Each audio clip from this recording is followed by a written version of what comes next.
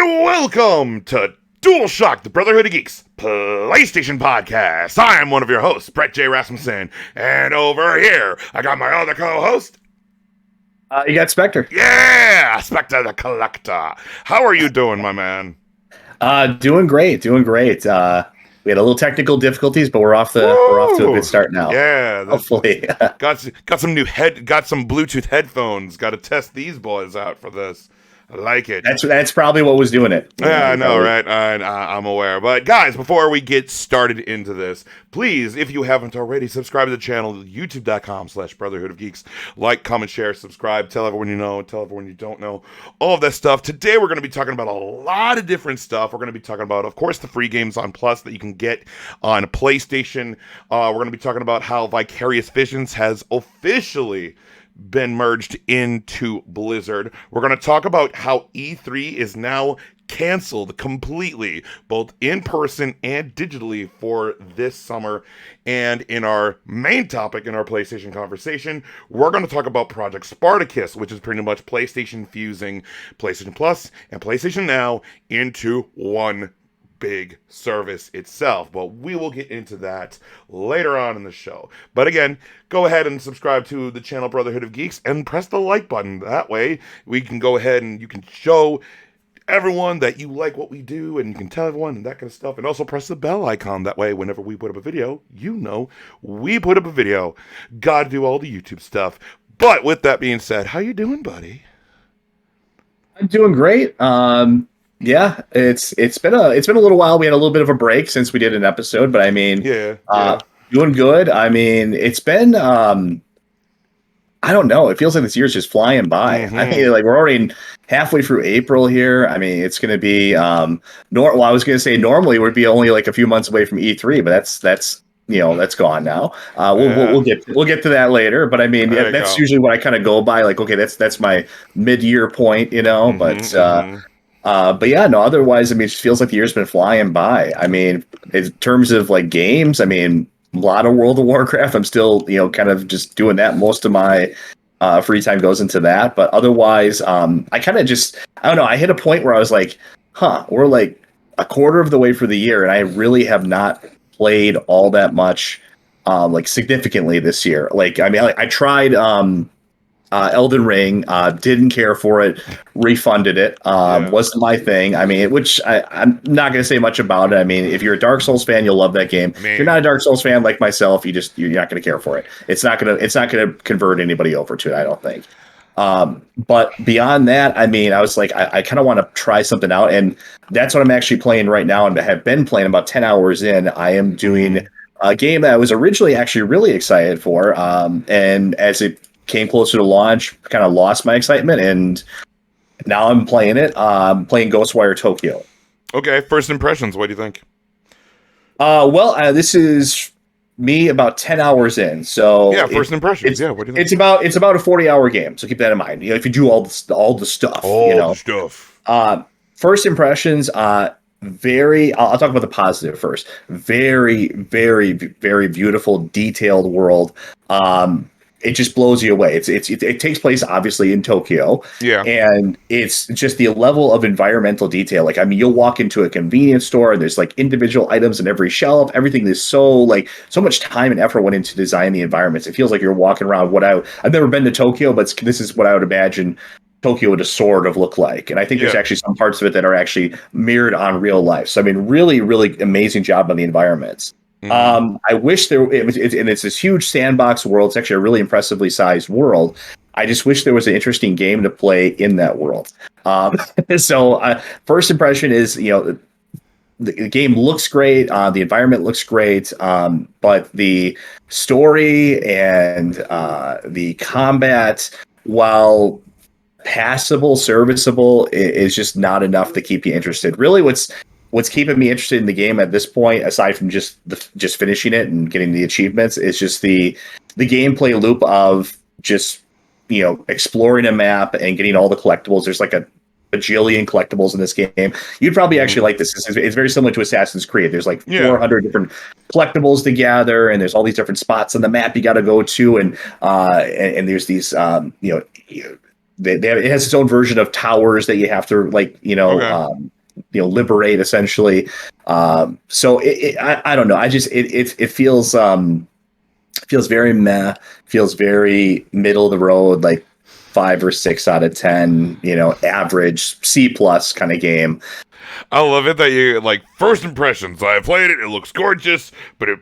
I wanted to open. Don't buy it. Like it's for $60 and blah blah blah blah blah. I've done. I was being fair. I mean, and I think a lot of times we kind of forget that there's people behind these games. There's usually a lot of people behind these games, and I try to be more overall fair with my appraisal of it. I mean, a lot of work was obviously a lot of work was put into this game. Of course, you don't just make a big, huge city like this with all the detail. I mean, I'm looking at a screen of it right now. It looks amazing. It looks like it could be like a.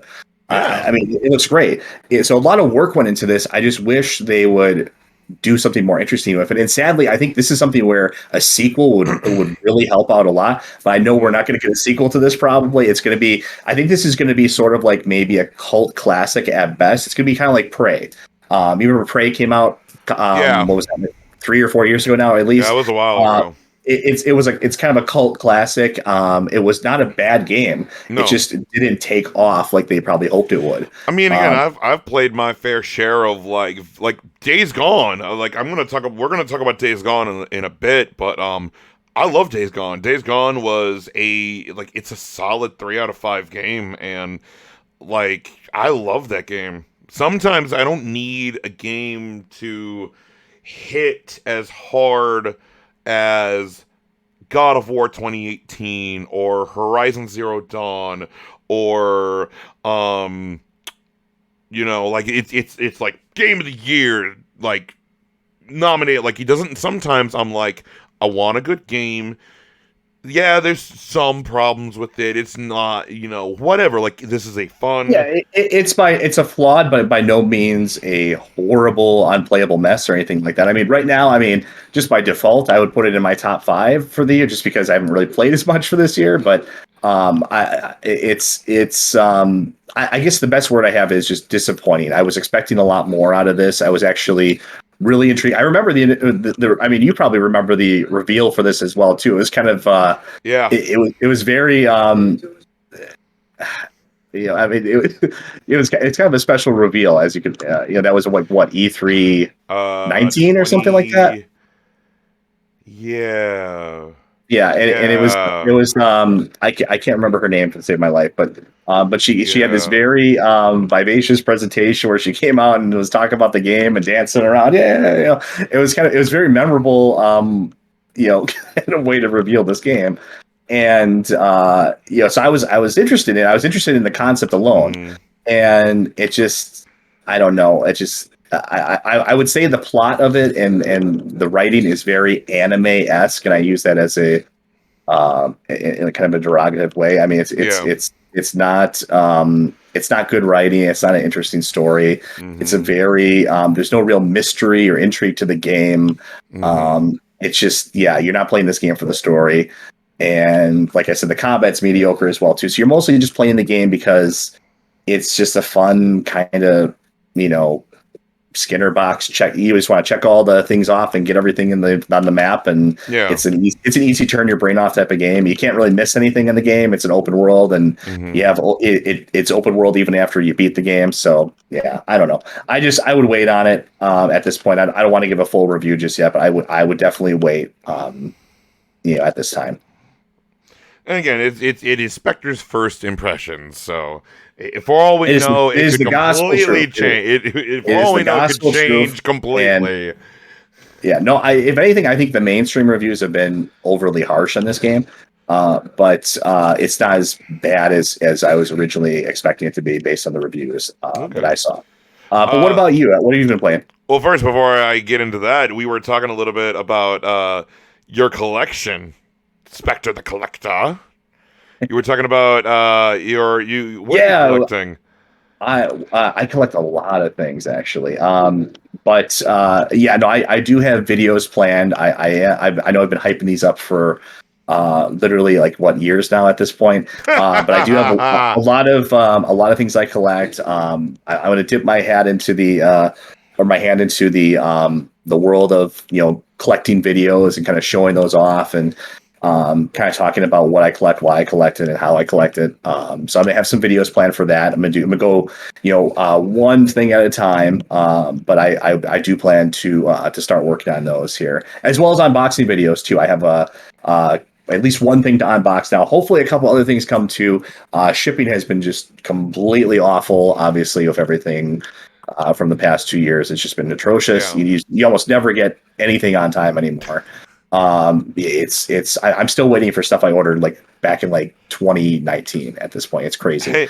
Hey man, I finally got my I know you are too, like. Well, dude, I literally got maybe I recently just got my from Limited Run the KO edition of Scott Pilgrim versus the World, which is that like the big one, and it comes in the it's the suitcase and it opens up. It's awesome. I got to do an unboxing for that. But anyway, but I know that you collect old school retro Nintendo stuff. Yeah, I guess to kind of go for a couple of things. The main things I collect would be Nintendo 64, which is basically that's my childhood. It was anybody born, late 80s, early 90s. That was your childhood as you grew up. Your coming of age was with Nintendo 64. So I collect Nintendo 64. I collect Nintendo 3DS games. And I also, for Nintendo 64, I collect basically anything Nintendo 64, even foreign games.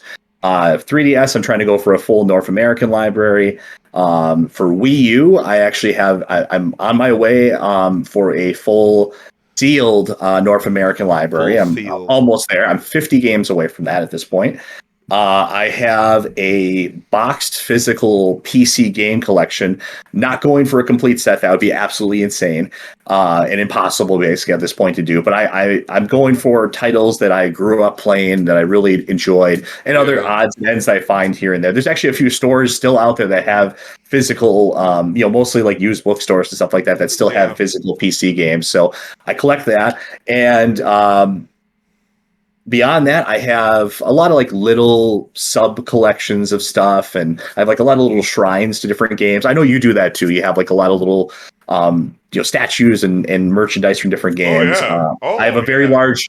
I'm a big Fallout fan, so I have a very large Fallout collection of merchandise. I have a probably one of my most special collections. I have basically a Star Wars room. Full of Star Wars collectibles, mostly from the mid 90s through the early 2000s, but also some vintage stuff too. So, I collect a lot of things. Nothing from the sequel trilogy. We don't acknowledge the sequel trilogy. I've purged anything sequel trilogy from that room. So we have prequel stuff. We have stuff obviously from the OT, but nothing in that room is from. I will make sure I get you a statue of Rey from. In fact, nothing in that room is even from like I don't. Very few things are even from like 2015 or beyond. I mean, there's very few things even there. It's mostly older retro stuff. Yeah. So, well, good. That's rad. All right. So, what have I been playing? We know you play Destiny. So yes, I have played Destiny. Yeah, I've taken a break from it. I'm like, all right. Wow, what happened? I beat the campaign and I need to play other stuff. Well, better late than never, I guess. Shut up. Shut up. But I have played through because I don't know if I'm trying to remember. It's been a while, but I know that like Destiny 2, the Witch Queen campaign, amazing. Absolutely phenomenal. It is the best campaign in all of Destiny. Like, period.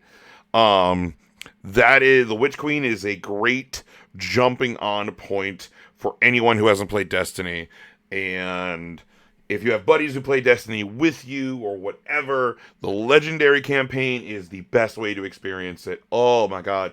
It was so much fun. It was me, and two of our buddies, that even Spectre. We played Destiny, the campaign together when it came out, like day one, we played it. And like we set aside time, like, all right, we're gonna do the campaign, here we go. And it was a great fun time. So much fun. Challenging, but yet not challenging but not hard. We did have a few points where it was like, that's because of either just we didn't like we had to kind of create our builds correctly, or really my build correctly, because I don't really play like PvE kind of games. Like I normally, even when I do, like when I play Destiny, I play it solo for the most part. And like so a lot of the times when we like a few times when we were playing, it was a bit of a rough time. Not only because the boss or the level was just challenging, but also because I am not the most self-aware or surrounding awareness. I don't think you give yourself enough credit. I think actually, speaking of Destiny, I think you and I actually briefly played it together at some point back when like Destiny 2 first came out. Back when I was playing it for a while, and I think honestly, I mean, you did okay. Like you picked up on things. I'm not terrible, but like there were just moments where like we were just about to beat the boss, and because of a stupid mistake that I made, we wiped and had to start all over, and we like it happened like once or twice, but it was rough, but like it was still a fun time. Like we finally did it, and it was great. And I will tell you, like when you and I played Destiny 2 way back when, dude, that's a cakewalk. Like the normal campaigns you could totally solo play on your own and do it. The legendary campaign, way better to play with friends, and it's still challenging. Very, very good. But anyway, so I played that. That came up back in February.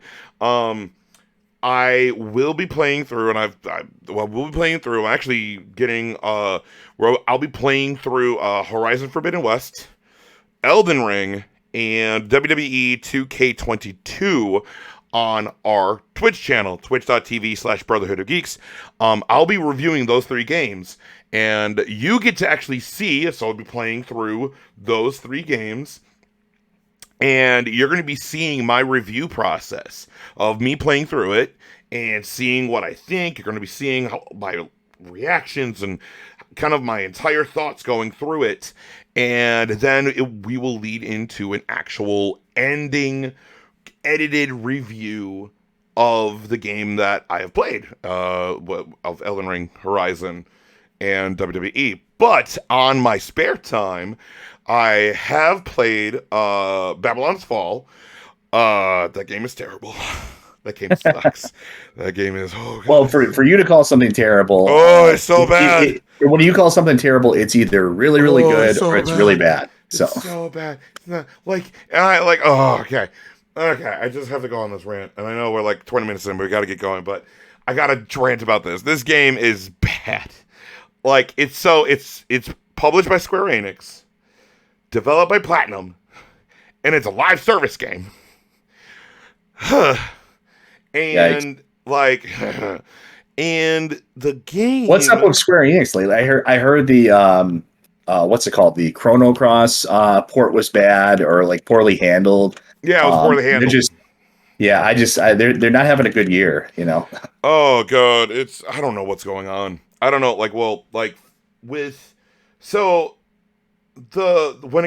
graphically, so I don't know what is happening with like graphically with this game. So it looks like that they were trying to, like Platinum or Square Enix or whoever's idea it was, they were trying to go for like an oil painting like look to this game. Like, you know, when you play Borderlands, like it has that like 2D comic looking style to it. Like that's like that, like comic book, or you know, it's 2D but it's in 3D, you know what I mean? Like that style. Yeah. Okay. Like that cell shaded, I think they call it. Yeah, the shell shading. Yeah. So this one was trying to go for an oil painting look-esque, like whatever. But by them trying to do it, it looks like this game came from 2009 PS3 playing on current day 2022 PS4/PS5. Like, it looks really bad. It looks kind of rough. Yeah. It looks bad. Like the hair model, like the hair models are like you can see through. Like when like the hair you can actually see through, like you can see like clips or whatever of the hair model. You can actually like see into the like there's clipping in the figure model. Like just graphically it looks, and everything is like it's all like browns and grays, like it's all just kind of like dull, like overall just kind of like the like looking like you know how it's like certain games like Ghostwire Tokyo kind of has like this. I've only seen trailers, I haven't played it yet, but like it has this kind of like blue, black, white, gray kind of like tinge feel, like overall, you know what I mean? Yeah, kind of like almost like a filter on it or something. Yeah, like some games kind of have that. But like it just felt really dull, very bland. It is a live service game, so it has microtransactions and everything, which whatever. But it's Platinum. This is Platinum. Platinum has done Bayonetta and so on, and this game is more boring than Legend of Korra.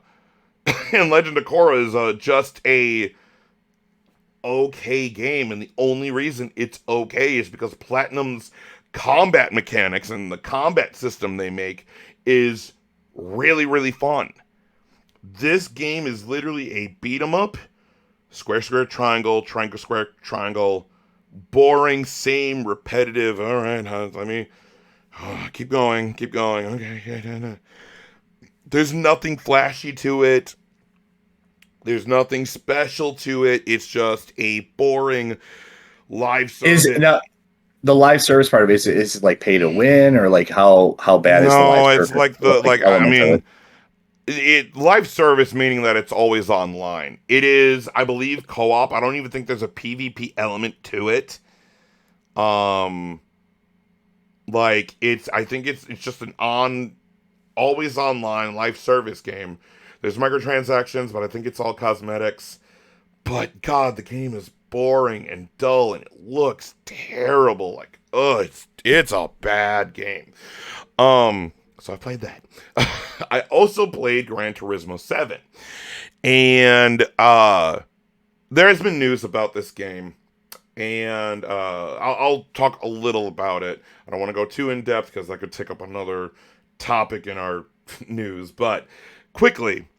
There are microtransactions also in Gran Turismo. There were in Gran Turismo 7. There are also microtransactions in Gran Turismo Sport, the PS4 version, but there's this.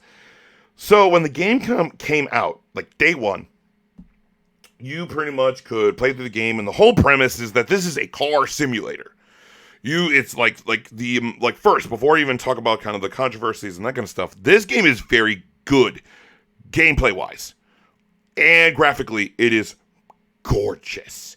I was gonna say that's kind of what Gran Turismo is known for, is the so incredible graphics and graphically. Oh my God, it is amazing. And even with gameplay, like you very much feel like you are in a car, you are driving this race car. The controls feel so smooth and so easy. I'm not a racing guy, so there were some things where I was like, okay, how do I do this? Oh yeah, okay, here we go. It took me a little bit. There was a little bit of a learning curve, but it wasn't like terrible. But that's because I'm not a racing guy. You know, the most in-depth I get into racers is like kart racers. So I like my arcade racers. But anyway, the amount of customability where it comes to how your cars operate and everything is massive. There's so many things that you can tweak and twist and turn, and like all the different tiny little, scales or whatever you can mess with how your car operates. It's so good. So now, when do you have to bust out your wallet? Now I'm about to get into that. So the premise of this game is that you are a car collector. That's what it kind of feels like when I was playing. It's like you want to get different cars and all this kind of stuff, and you get more cars, and you have you level up, and no. When the game first came out, it was very easy to play the game, get credits, buy cars, so on and so on. About 2 to 3 weeks out from launch, all of a sudden, like, there was a patch, and it pretty much costs, the articles say that it costs pretty much like $40 of real life money to get a singular car. There is more to that. Like, pretty much what it is that the prices of getting these cars just by playing got amped up. Playing through races, you got less credits from playing through them instead of, because what happened is when it first came out, each car was set at a base price. So it's this price and that kind of stuff, and it was much easily attainable to get better cars or more cars or whatever. But then, now that like reviews came out and stuff like that, Polyphony and Sony pretty much amped up the in-game prices of the credits and everything. They actually raised the prices? Yeah, like it cost, all of a sudden it cost more to get these cars. And there was a whole controversy and people were upset. What people would do is that they would, you would use this one track and you would farm it, and pretty much what people would do is that they would, do the rubber band trick or something like that. So did they did this in response to like maybe like an exploit or? No. Just playing devil's advocate, I guess. No, I get you, but no, not to my knowledge. No. Actually, people started using an exploit, so that way they could like make. I think it was like so that way they could get like 2.5 million credits in like an hour or two or something. Like it would like people would start like tricking the game to like they would do like the whole rubber band trick or something. They would do something so that way they could like trick the game. Oh, you won, or you did this or something. And then they put a kibosh to that. But now Sony is kind of like, all right, we went too far this way. We need to kind of backtrack a little bit more to kind of a more middle ground. So that way people aren't upset that we are telling them, hey, if you want these cars, give us money. But we can still make money. Also, if you bought the 25th, this is what happened for me. I bought the 25th anniversary edition, which is like the Steelbook, and it was like $80 instead of $60 or $70. And so you got like 1 million credits and like 7 cars from this like special edition. Apparently, when I was playing it, because when I started playing Gran Turismo, that was when all of this stuff happened. Like the new patch hit, and now people are having problems, getting cars. Apparently, if you got the 25th anniversary edition, you pretty much got a starter kit. I was like, wait a minute, what do you mean it's harder to get cars? I have 1 million credits. I bought, like, when I first started the game, when you have to buy your first starter car, I bought pretty much, like, one of the most expensive ones. And I got it, and I was like, okay. And then, like, as I kind of dug deeper into the game, I'm like, why is this? Why are people saying this? All the reports are saying these kind of things. Why? I'm not seeing it. What do you mean? And then I dug deeper. I'm like, oh, that's why. So that's what I found. So I played, but Gran Turismo, the game, like take away the microtransactions, the game is good. But the microtransactions, it's overshadowed that game to the point of I don't know if Sony and Polyphony can repair the damage that has been done to that game. So a lot of the goodwill has been lost at this point. It's seen as a cash grab type of thing where they're pushing microtransactions. Yep, they should have just left it alone. Like all that kind of stuff, but anyway. Well, that's sad. I mean, like I'm not a racing fan myself either, but I mean, it's sad. I mean, I was going to say, what will be your comparison? Obviously, I think I know what your answer would be compared to. I know we had Forza not all that long ago, a newer Forza game. I mean, obviously, that sounds like if you had the choice between the two, probably go with Forza.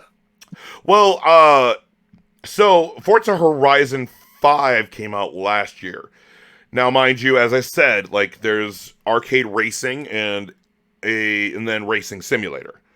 I have found by playing Gran Turismo, I like racing simulators or racing arcade racers. So games like Need for Speed and Forza Horizon. where it's like, here's a car, does this thing, go. And you're racing in the desert, in the jungle, in the bleh, and all this kind of stuff.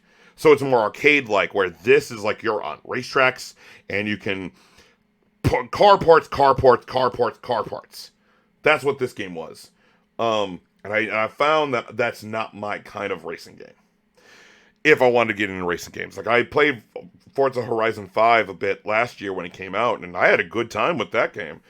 I didn't play Motorsport 7, 8? The year before that one. I can't remember the one that was the year before Forza Horizon 5. I think it was 7. That one I didn't play.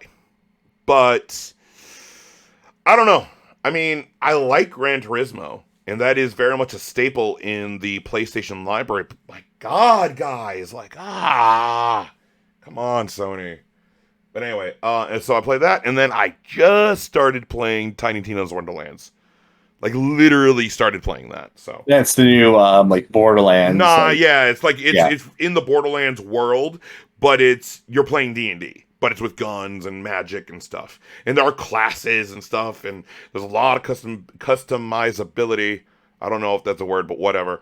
But yeah, I'm gotten that. So yeah, that's what I've been playing, and then of course I'll be playing Horizon Forbidden West, Elden Ring. Yeah, you got a full schedule ahead of you, games. I have a lot of stuff to play. And, like, mind you, there is a bit of a lull right now.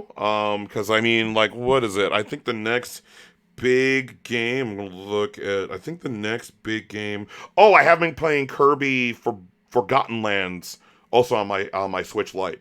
Great game. Great game. So I heard good things about that. Yeah. So much fun. Oh, my God, so much fun. I don't need to go deeper than that. It's literally just that. It's just so much fun. Yeah, like the next kind of like big game is like maybe Saints Row. If not, God, who's looking forward to that one? If not, it's Forspoken in October. But mind you, we do have this summer of games, and we'll talk about that. Those both look pretty atrocious. So yeah, yeah. But anyway, we've already talked about this stuff for half an hour. Got to play catch up, but let's begin. You ready to do this, Spectre? I'm ready. Alrighty, let's begin with what we always begin with: news of the nation.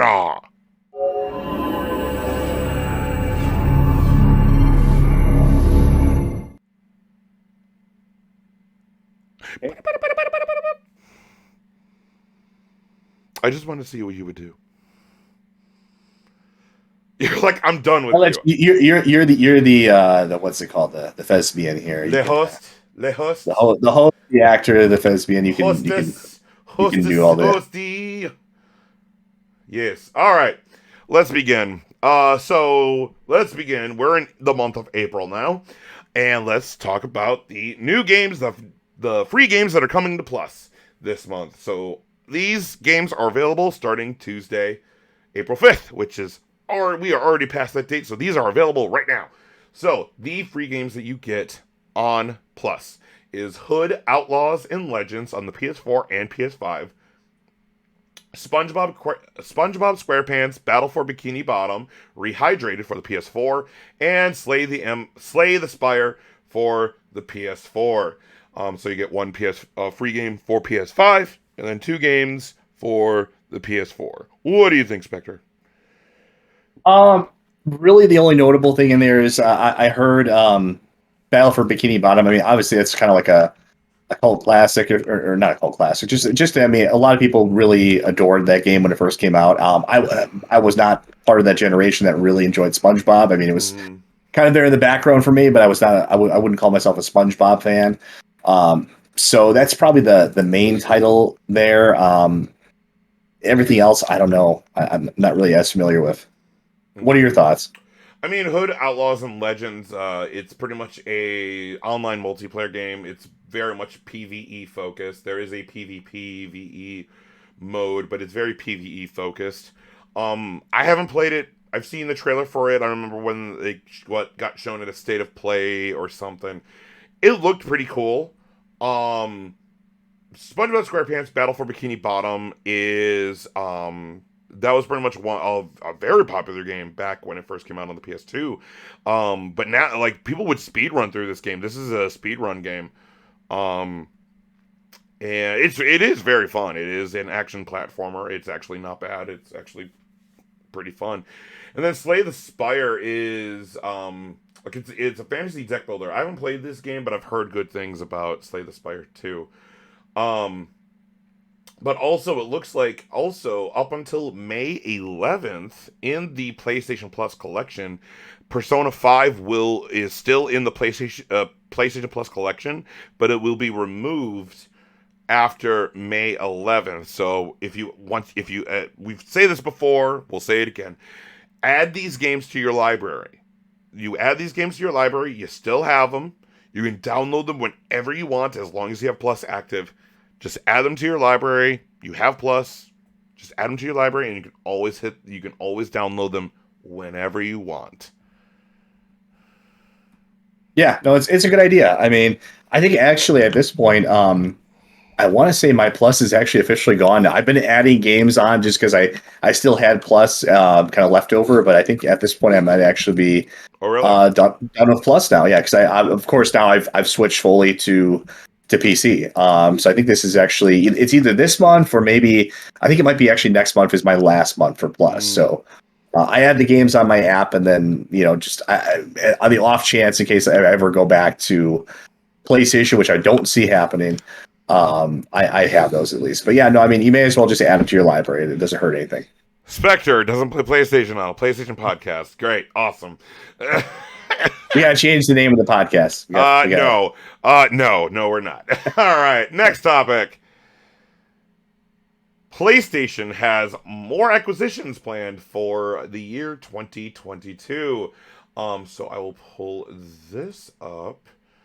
So this comes from IGN. Sony still has plans to purchase more studios despite Bungie and Haven that have been purchased within the past few months. So Haven got bought late March. Haven we've talked about this is a studio that has been newly created, and they're working on a game for PlayStation exclusively, but it hasn't been released yet. And now PlayStation's like, let's just buy them. They're ours now. Which is a bit odd because PlayStation for years, like forever, up until very recently, what they would do is that they wouldn't outright buy a studio without like kind of testing them first. So pretty much what it would be is that they get a contract. It's a second party like game. So, like, they even did this, like, Naughty Dog wasn't owned by PlayStation when it first made Crash. At least I don't believe so. I could be wrong. I know Insomniac, for very much so, was, like, on their own. Like, with Spyro and stuff. Yeah. And they've done this for, like, a long time. Like, they just bought Bluepoint last year. Bluepoint was one of the studios they bought. And Bluepoint has been making games for them for, like, years. Like, they're the remaster guys. They're the ones who did Demon Souls for the PS5, which is amazing. Sorry, I have, like, an itch here. Hey, do what you gotta do, man. I know. And so, it is odd to see that, like, Haven, for instance, they chose to just buy them outright instead of kind of testing them. I'm not saying I'm against this, but it is a bit odd that they're kind of going down this road where in the past I don't know if I would say it's odd. I think it's a shift in strategy. I think we've been seeing this a lot with from other developers like Microsoft, of course, famously making a big show of acquisitions. I think it's kind of a shift in focus and strategy. I think it's about getting a stable of studios under your brand that can create content for you on a regular basis. I think is their idea. I think that's what it's about now. Instead of just trying to kind of contract out or whatever, they want to kind of under their umbrella. Yeah, and that makes sense. But Sony Interactive Entertainment President Jim Ryan said, especially what we're going to be talking about later here too. Oh yeah. Jim Ryan said on the official PlayStation podcast that Sony's first-party success has allowed it to invest into more studios. Quote, we're in a really good place with PlayStation Studios right now, and we have been for the past few years. The critical success and the commercial success of the games that they've been making that has given us permission to invest heavily in content creation. We're growing our studios organically, and we're growing through acquisition. We acquired 5 studios during the course of 2021. We're in discussions with Bungie, and we have more planned. This is getting us into a virtuous cycle, where success begets success. Let's see. Yep, they bought Bungie. Let's see. So pretty much, and I have a link. All of our sources are always in our description. I have a link to the SoundCloud podcast, like the entire full podcast of this episode, up in the description. So if you want to listen to the podcast and then listen to this piece, it is in the description. What do you think of this, Spectre? In terms of the acquisition in general, or? Excuse me. I think you've kind of already said it, kind of like. Yeah, I kind of gave my thoughts. I think especially with tying this back into like I said, what we're going to be talking about here soon. I think the idea is to have these studios and these IPs under one umbrella. Like you just said, they're working on an IP for them. They want to be able to of course, own that IP outright, and then of course, maybe if it's successful, have them develop other things as well too, to kind of feed into their whatever we want to call it, their Game Pass equivalent, essentially. Yeah. I'm not, again, like it totally makes sense of them going like, we're gonna get more studios. But it also is like we do know that Sony has a lot of money, but Microsoft has a lot of money. Like, yes, the PlayStations have been outselling the Xbox, but Microsoft has PC and so many other conduits of ways of making more revenue, more money. And yes, PlayStation has their, the tech, like TVs, cameras, the Sony movies, but it just seems like they don't really kind of talk to each other. Like Sony movie studios is not going to go ahead and throw tons of money at the PlayStation arm to help them acquire, I don't know, Square Enix or something. I don't see that. I would hope that they would, because it just seems like we're in this battle of like, all right, the big three, if not Sony and Microsoft, are just trying to buy up every studio, and then it just becomes them fighting each other. Yeah, we just become like this kind of monopoly versus monopoly type of thing. Yeah, and it feels like it's kind of there's a consolidation that's happening. It feels like it's what we're heading towards. Mm-hmm. So yeah, let's move on. Next topic is that Days Gone director Jeff Ross has now joined Crystal Dynamics. So we got a tweet from Jeff Ross. Now, Jeff Ross was the head director of Days Gone. We've talked about this in a past episode of Dualshock'd, and kind of like how Days Gone kind of got the short end of the stick. And everything like that. Again, I've said I very much love Days Gone and everything like that. Jeff Ross has done interviews, has been on other podcasts talking about what happened at Sony Bend and what happened with that game. They were going to have a sequel. They were going to be they were planning to do a Days Gone 2, but because Days Gone 1 didn't sell well, and then the reviews came out and it's saying like, it's just not good, and it didn't sell well. On top of that, pretty much now Sony Bend is working on a totally different new IP, not Days Gone 2. And Jeff Ross has now announced on his own Twitter that he says, quote, "I'm excited to announce I now work at the amazing Crystal Dynamics as design director. That's all I can say other than I'm thrilled with the project and especially the team of really wonderful people. I will become a Seattleite this summer. Also, come work with me." And then it's he retweets Crystal Dynamic, said that they have job openings, and then says all the different spots. But he has now joined Crystal Dynamics. So yeah. He doesn't say what he's working on. But right. I would say it's probably safe to say it is either the next Tomb Raider game. I know they're partnering with the Initiative to work on the next Perfect Dark game. Yeah. So I think or it could be something completely different. But probably, if I had to guess, probably one of those two. Yeah. I also have the article from IGN. So pretty much, Ross previously expressed his desire to work on an Uncharted game, and considering that Crystal Dynamics took inspiration of Uncharted, hence Tomb Raider. So that kind of fits in with his desire to do that. And then I talked about this before, but he's been vocal about the sequel of Sony Bend Studios' Days Gone that never got to happen. Excuse me. Saying it was pitched to be a shared universe co-op game with more technical direction. But the original game, Days Gone was a disappointment by management.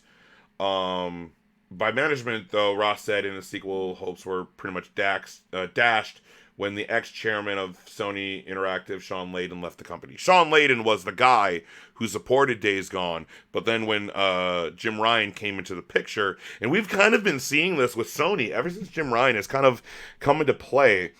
Jim Ryan has been very much going I am putting my bets on safer games. So we haven't gotten these newer, odd, this game is going to come out. Yeah, it's going to sell okay, but it's not going to make the numbers like Uncharted or God of War or Marvel Spider-Man or whatever. They're Concrete Genie is an example. Days Gone is an example. I remember the days of the PS3. My God, they just threw everything at the wall. They were exclusive. Here, go. And I would definitely say with them doing that on top of the normal, hey, we need more support. We're gonna make the price cost cutting on the price of their systems and stuff like that really helped the PS3 kind of edge out in front of the 360. And then, of course, on the PS4, we already know how that happened. So again, Jim Ryan is kind of going more for safer bets, and Jim Ryan has been kind of very much pushing for we got the Uncharted movie, where we are getting a Ghost of Tsushima movie, which we'll be talking about a little bit. We're getting a Last of Us TV series on HBO Max, and then we're going to be getting a God of War series too. We're getting all these other things. Jim Ryan wants to cross-brand between movies, TV shows, and the video games using the PlayStation brand as a way to make entertainment, to make content. So I love Days Gone. I love that game. It just, man, I really hope that whatever Sony Bend is doing next, it's a win for them. A massive win. Not just oh, this game is good. No. It's a win. And even management Sony goes, yeah, we did. Good job, guys. Yeah, no, it seems, I know we've talked about Days Gone before as well, too. Listen, that's something I haven't played. Maybe I'll get around to it eventually. But I know it was seen as disappointing, of course, by Sony. And like I said, and I said that earlier, too, when I was even talking about Ghostwire Tokyo. Games are made by armies of people, and they pour a lot of hours and work into them. And that doesn't mean they're above criticism.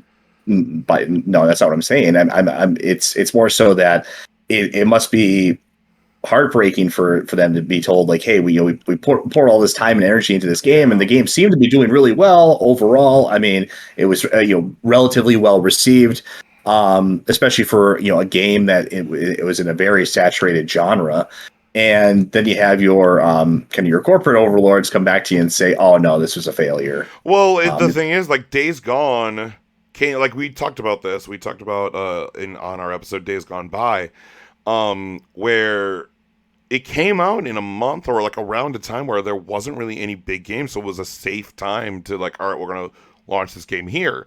It didn't come out came out in the summer, and it wasn't surrounded by a bunch of big name games to get pretty much washed away by all the like bigger games. This year in February, February, we got so many big, huge AAA games coming out just like this past February.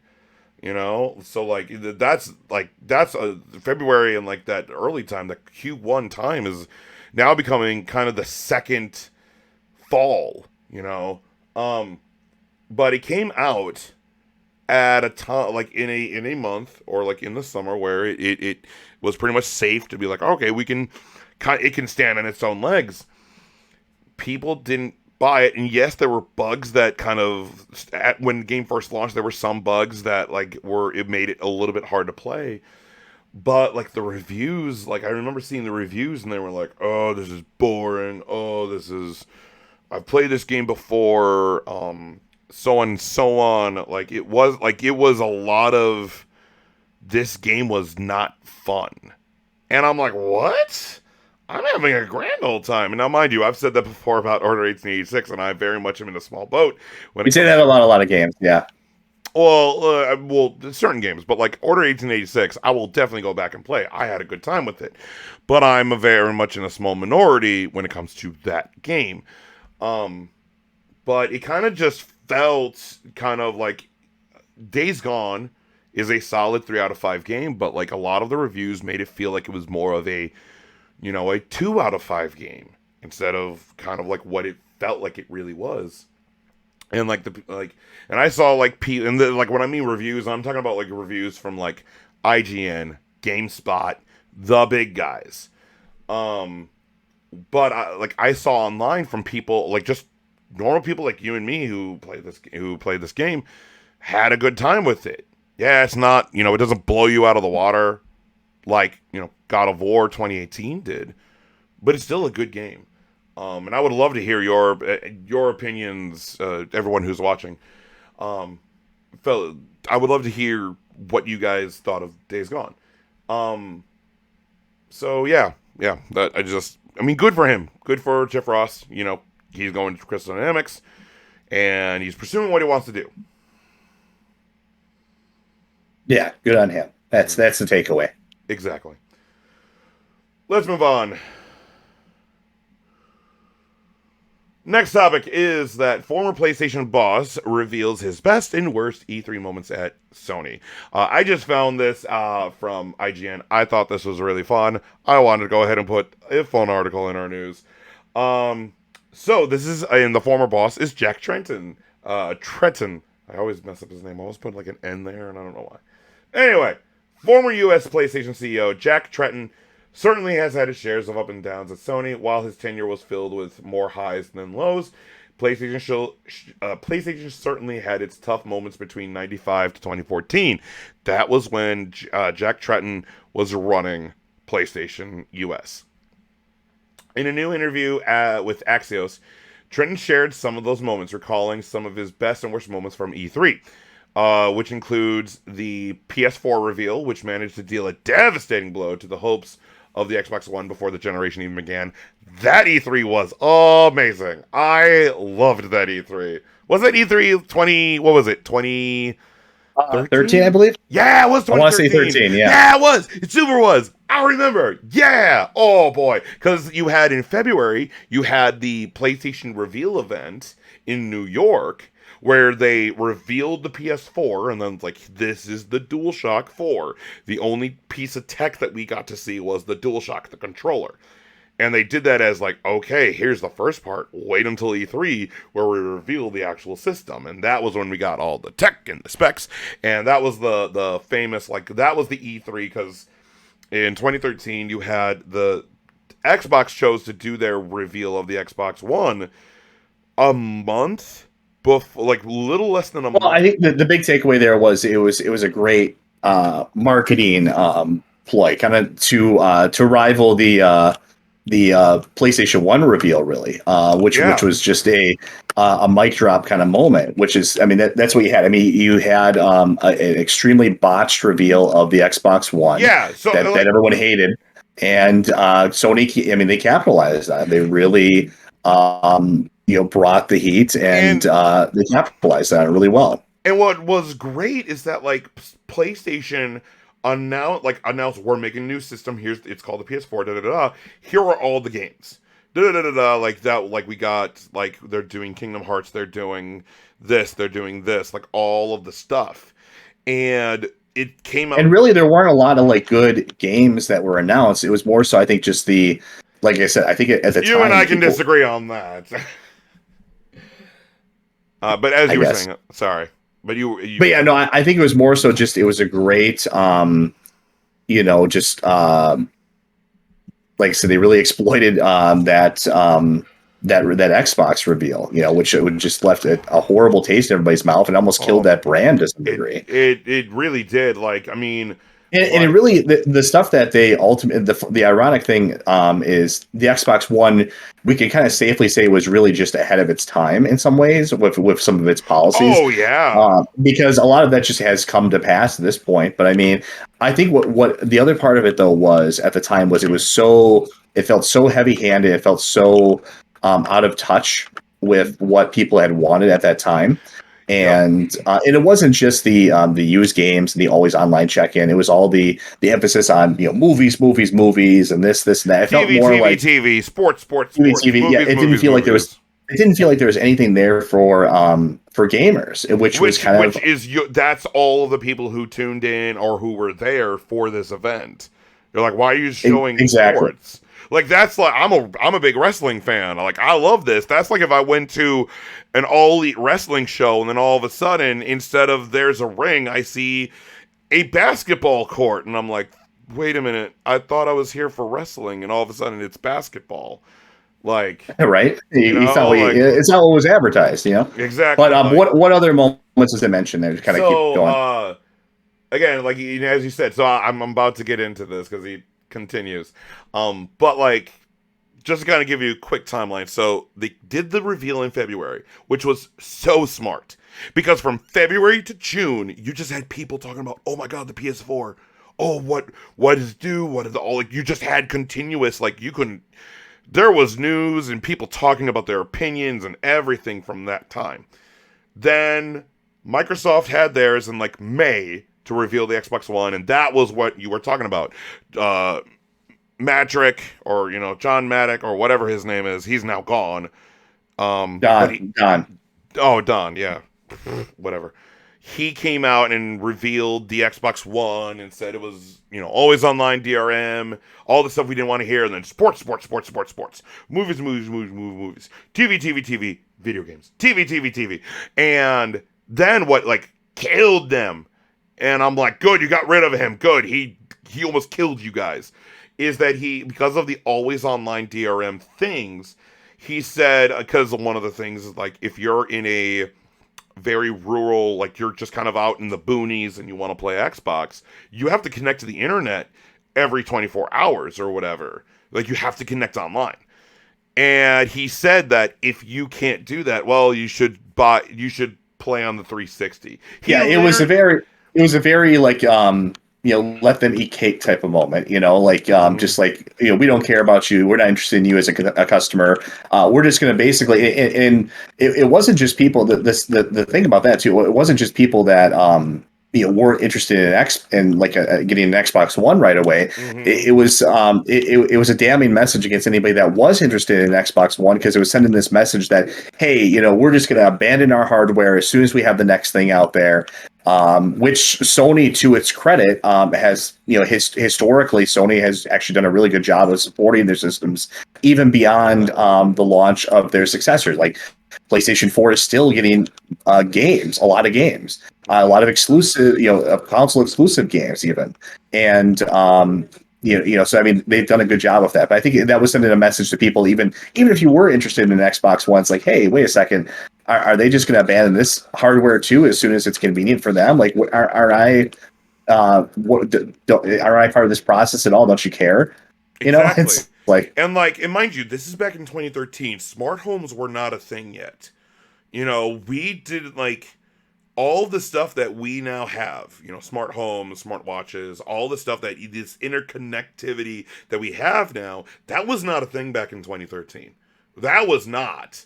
So this always, as you said, it the forward thinking of it was a big, they were ahead of their time, which was surprising. So they almost killed themselves for Don to pretty much say, well, if you can't connect to the internet, buy a 360. Then, so at E3, it's E3 Saturday, and normally on E3 Saturdays, that's your longest day, because normally I think E3 starts at on Thursday or Friday. You have one or two press conferences on Friday, I think. Yeah, it starts a Friday or whatever.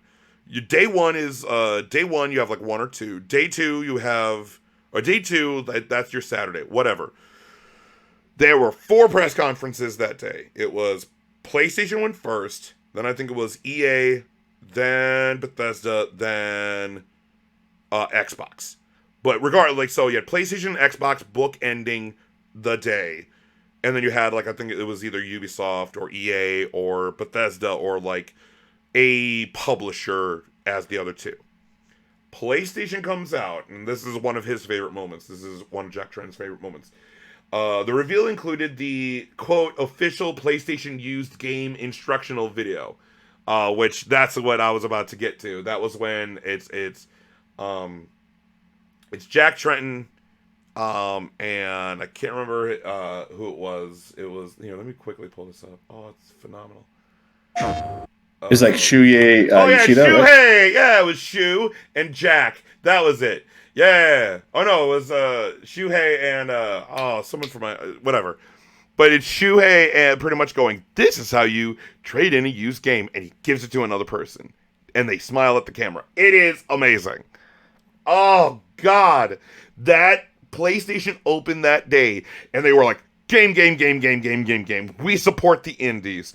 Game. Here are the specs. Here's the price. $400. Bam. Done. Kick the crap out of Xbox.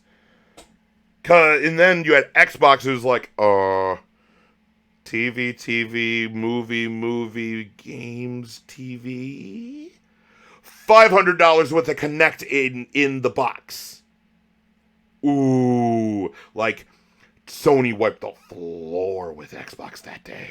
Oh, God. It was the biggest squash match I've ever seen in gaming. It was great. But yeah, it mocked the Microsoft DRM policy restricting games. He had a lot of friends at Xbox now, and I had a lot of friends then, and I wasn't necessarily looking to do it at their expense. It just felt really good to do it. It felt really, I was just feeling really good about it.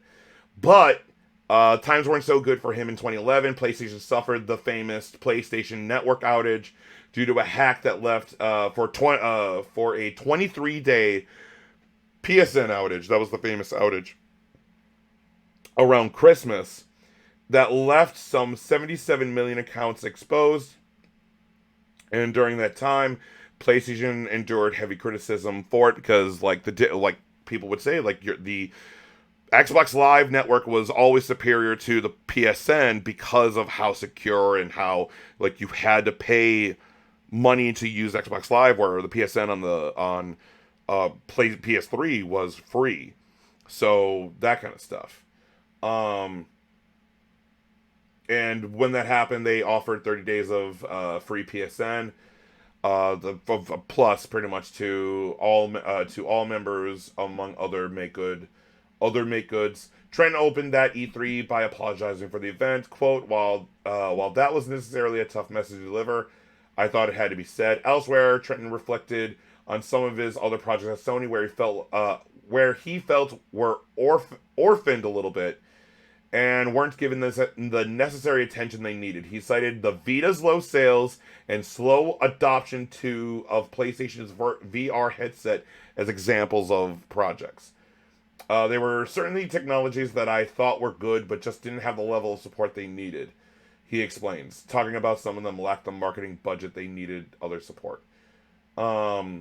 He is now part of Interactive Gaming Ventures, a fund working closely with indies on a mission to acquire an independent studio, while acquisitions are a hot venture of late. All right, so that's pretty much. He's pretty much he's working for the indies now. Yeah. So, yeah. So I mean, some good stories there, you know. Yeah. Do you remember the outage?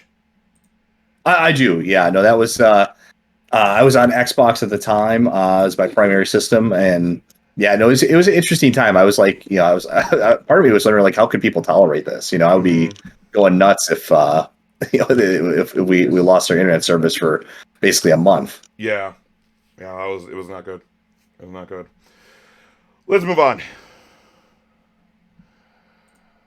Next topic is I'm going to talk about a little bit more about Marvel's Guardians of the Galaxy and Eidos Montreal, which I know you want to talk about. So from an article from Eurogamer, Guardians of the Galaxy developer addresses Square Enix sales expectations and how it wanted to create a new Marvel IP. So last year, Eidos Montreal released one of my favorite games from last year, Marvel's Guardians of the Galaxy. And even got nominated within our own Brotherhood of Geeks Game of the Year. Its own original take on Marvel's oddball spacefaring family, to largely positive reviews, it was so good. Love this game. Which praised its single-player focus, character work, and humor, but it remained unclear to how well the game performed commercially. And in February, the publisher, Square Enix, said the title had undershot expectations. So I would probably the reason why commercially, like financially, it fell is because of Marvel's Avengers. Marvel's Avengers sold gangbusters. And the game comes out and it's boring, it's bland. The campaign's okay, but there is no end game. Development fell behind. It took them forever to get the Black Panther expansion in. It even took them forever to get Kate Bishop, which was the first new hero. And opening with Kate Bishop, like, they've done the Hawkeye show on Disney Plus, but like, Kate Bishop's not one of the bigger Marvel heroes. So your very first hero that you get to play as is Hawkeye 2.0. And they released, I have no idea who Kate Bishop is even. Yeah, Kate Bishop is Hawkeye. Pretty much Kate Bishop is a Hawkeye 2.0. She's pretty much girl Hawkeye. And great. Like, it's just what the world needed, right? Spectre. But I believe the reason why the sales fell is because people were like, oh, Square Enix is behind this? Oh, we want nothing to do with this game. We knew this is going to be Avengers all over again. I'm not going to spend $60+ on a game that could fail me again. Yeah, so I mean, so maybe that's part of it. You know, Avengers came out, did poorly, left a bad taste in everyone's mouth, and you know, even in Guardians of the Galaxy, I mean, I have no idea what the quality of it was, but regardless, it just people had kind of this Marvel animus against Marvel to some degree at that time, just from a video game perspective, at least. Well, yeah, but like it's kind of like what happened with Assassin's Creed Unity. Like Assassin's Creed Unity came out and it was not a good game, or like, you know, came out with glitches and a bunch of other problems, and then they made Syndicate the year after, and that game did not sell. It did not sell well, because it was the hangover effect. I call it the hangover effect. So Guardians of the Galaxy comes out a year after Avengers, and this game doesn't sell well, even though it's like, they announced this game. We saw this at E3. You were on the stream along with our buddy Mark. Like, we saw the reveal. I was excited for this because I'm like, oh, this is everything I want. And then, like, they put out a tweet when they revealed it. Single player, story driven, action adventure, no microtransactions, like everything you want to hear from a single player game. Everything you want to hear. Everything where, like, oh, this, I can be secure in this game. No live service, no online multiplayer, like, just, this is it. And I played the game, I've beaten the game, I'm going on a platinum run to finish it because I missed a few collectibles when I was playing through it. Like, it's a phenomenal game. It is so good. The music soundtrack is amazing. Graphically, it looks great. It's just a fun game. It's a really, really fun game. But let's continue. So they had an interview. At first, the issues of those sales on which the team said it had no regrets. Quote, I think it's a great ride. It's emotional. It has a lot of qualities. The senior creative director, Jean-Francois Dugas, said, is the game perfect? Like any game, no. I don't think it's perfect. It can be better. But is it a great ride? And is it something this year or last year that you played that is unlike everything else? And is it worth your time? Is it worth your spending your time on? I honestly think it is from a game standpoint. I have no regrets. We did everything we could, but that's the reality of the market. And let's not forget, it's a new IP. Even though we say all Guardians are known, it's still a new IP in the video game market. It could be a lot of people don't even know that the game is out yet, or not exactly sure what it is. And the whole interview is here, but pretty much it's like different people from the team talking about, like, they have no regrets doing this game.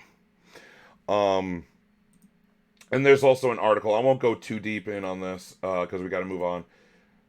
But there's also an article from IGN that talks about how the cast of the characters, how they created these characters, which stand apart from the MCU Guardians, to make them so different.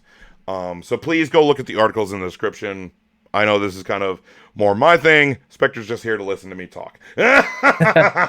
More or less for these, yeah. I couldn't care less about Marvel stuff. I mean, all right. But let's move on. Next topic is that Sony and LEGO parent company are investing even more into Epic Games. So this comes from Epic Games themselves. This is the statement officially. Pretty much the LEGO Group and Epic Games team up to build a place for kids to play in a metaverse. Pretty much, I'll take it from Tim Sweeney of Epic Games. This is his quote. Quote, LEGO Group has captivated the imagination of children and adults through creative play for nearly a century. We are excited to come together to build a space in the metaverse that's fun, entertaining, and made for kids and families. As the metaverse evolves, it is reshaping how people meet, play, work, learn, and interact in a visual 3D world. LEGO Group and Epic Games will combine their extensive experience to ensure that this iteration of the internet is designed from the outset with the well-being with kids in mind. So kind of the big and small of this. I went to the wrong article. Pretty much the big and small of this is that we're seeing in Epic Game, in Fortnite specifically, that they are doing like these big crossovers with, not like just, we got an Uncharted one, we got a God of War one, we got a Halo one, we got these events like that show up. Like right now they took away the build mechanic in Fortnite, and it's crossing over with Doctor Strange. There was a crossover event with Marvel's Avengers Endgame and Infinity War where Thanos showed up, and you get to actually play the game with the Infinity Gauntlet and a bunch of stuff. We got live concerts from Ariana Grande, and so on and so on. We got, pretty much when Rise of Skywalker was about to come out, they showed a clip only on Fortnite, and you would have to like go and like the Death Star, not Death Star, the Millennium Falcon showed up and a bunch of stuff, and they showed the clip and everything. Like Fortnite is a pop cultural game. Like it just the whole crossover and everything. That's why it's the most popular video game period today. And it looks like Epic Games and Lego want to do more of that, but they want to make it pretty much, they want to make Roblox, but much more kid friendly, because in Roblox, which is very popular on PC and other places, you can build and make whatever you want, but also they're really, from what I have read or heard or seen or whatever, that there's not a lot of like, you can make whatever you want, and because you can do that, you can make whatever you want, if you catch my drift. Yeah, well, this is this is off of the whole like metaverse thing, which is the Facebook, boondoggle type of thing, which I know that a lot of the investors are actually like really, at least the latest I've heard is they're really trepidatious about it. They think the company's losing a lot. Facebook's losing a lot of money. This is some kind of weird attempt to basically make a Second Life video game, like some kind of weird MMO style thing. I just don't think I just don't think it's gonna. I don't know. Maybe I could be proven to be totally wrong, but it doesn't seem like it's taking off to that same to the extent that they want to. And Epic, Epic is kind of a dirty word in a lot of PC circles, just because of their how they run their store and their digital platform. Essentially is it's not seen as I'm trying to be as polite as possible, but yeah. Suffice it to say, there's a lot of animus against Epic Games, especially in the PC market. So I personally am not a fan of them. I don't like their digital platform. I don't like its business model.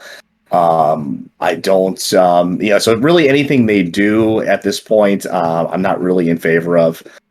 So I mean, even this seems relatively benign. It just seems like some sort of marketing ploy to get kids hooked on Fortnite even sooner, and then tie in the Legos into it somehow as well too.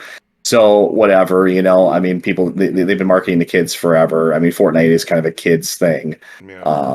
So whatever, but yeah, no, I can't say I'm rooting for any of these people to succeed. I'm not a fan of Meta or Facebook at all. I'm even less of a fan of Epic.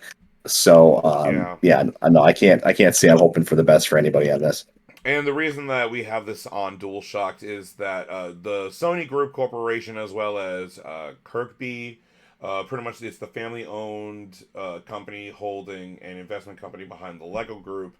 Both of them are investing $1 billion respectively.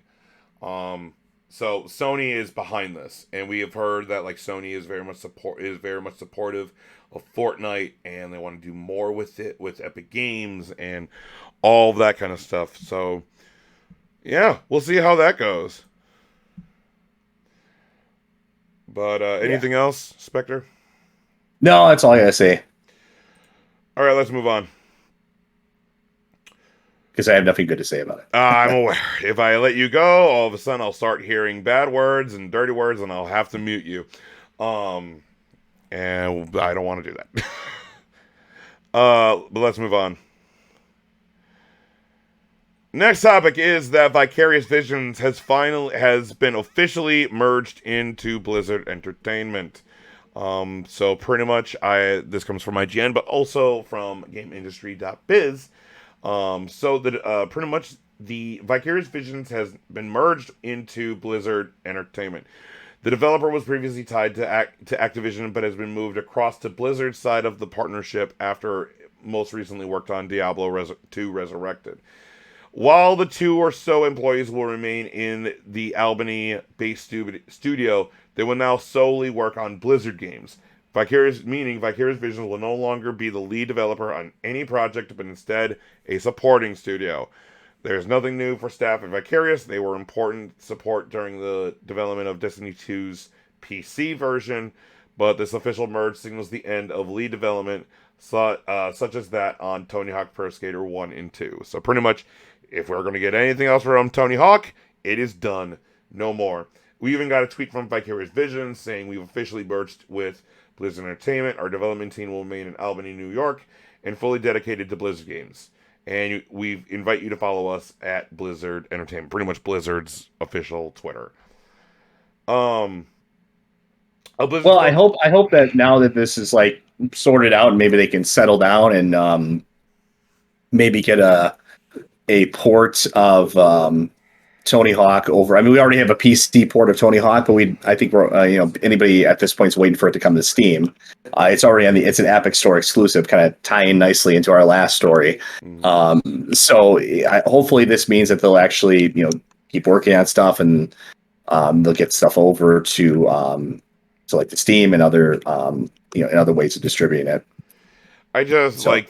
For me, this actually saddens me because some of my favorite games have come from Vicarious Visions, especially recently, which is Tony Hawk, Crash Bandicoot, Insane Trilogy, God dang it. Yeah, no, I mean they did a fantastic job with pretty much everything they've done recently. Even Skylanders, I know, it was Vicarious Visions and Toys for Bob. Toys for Bob were the guys who made the toys, and then Vicarious Visions worked on the game, the coding and everything. Skylanders is fun. I played a little bit of it. I played it with my buddies. I got the Crash when I played Imaginators. I bought the Crash Bandicoot expansion with Crash and Cortex just so I could play it with him. Great fun. I guess we're not getting Tony Hawk 3 and 4, I guess. Yeah, sadly, not anytime soon. At least not from that developer. So. Yep. But anything else? No, that's all I gotta say for that. Okay, let's move on. Next topic is that Ghost of Tsushima movie adaptation has found its lead writer. So Sony Pictures has named Takashi Dosher, I think I said it right, as the writer for the upcoming Ghost of Tsushima film adaptation, according to Deadline. This also comes from IGN. Dosher previously wrote sci-fi romance only, and his most recent project, Blue, is a twist on a Japanese monster movie that's currently in development. This movie is going to be the retelling of Jin Sakai's journey as seen in Ghost of Tsushima. And so it's going to read the retelling of the game. So it's not going to be different. It's just we're going to redo the game in movie form. So yeah, and we have learned that the John Wick director Chad Stahelski will be the lead director for this. Pretty much he has said that the filmmakers are, quote, taking our time and doing it right. We're working very closely with the game developers to make sure that we stick to what's great about this game. Which, good. Good. What do you think about this? Well, I've said it 1,000 times. Video games and film just don't mix in general. They never have. They never will. It's just the two just don't really work that well together. Not a lot of times you'll have great books that can become successful films with their own interpretation. Video games, in my opinion, just are you lose so much of it in the transition. It's an interactive medium going to a non-interactive medium, and you lose so much in the translation. Even Ghost of Tsushima. I mean, yeah, I could see how it could be a movie, but that you're not going to have the same perspective on things. You're not going to have the same experience of because in a way you're playing Jin, but you also are Jin in the game. In a matter of speaking, so you have a different perspective on the story and his struggle, which you don't have even if he's a main character in a film. So I just don't. In general, even if you do it just a 1-to-1 translation of a video game to a movie, it just doesn't really work. They're typically always done with very low quality. They've been tried 1,000 times. Sometimes you see some mixed success with them.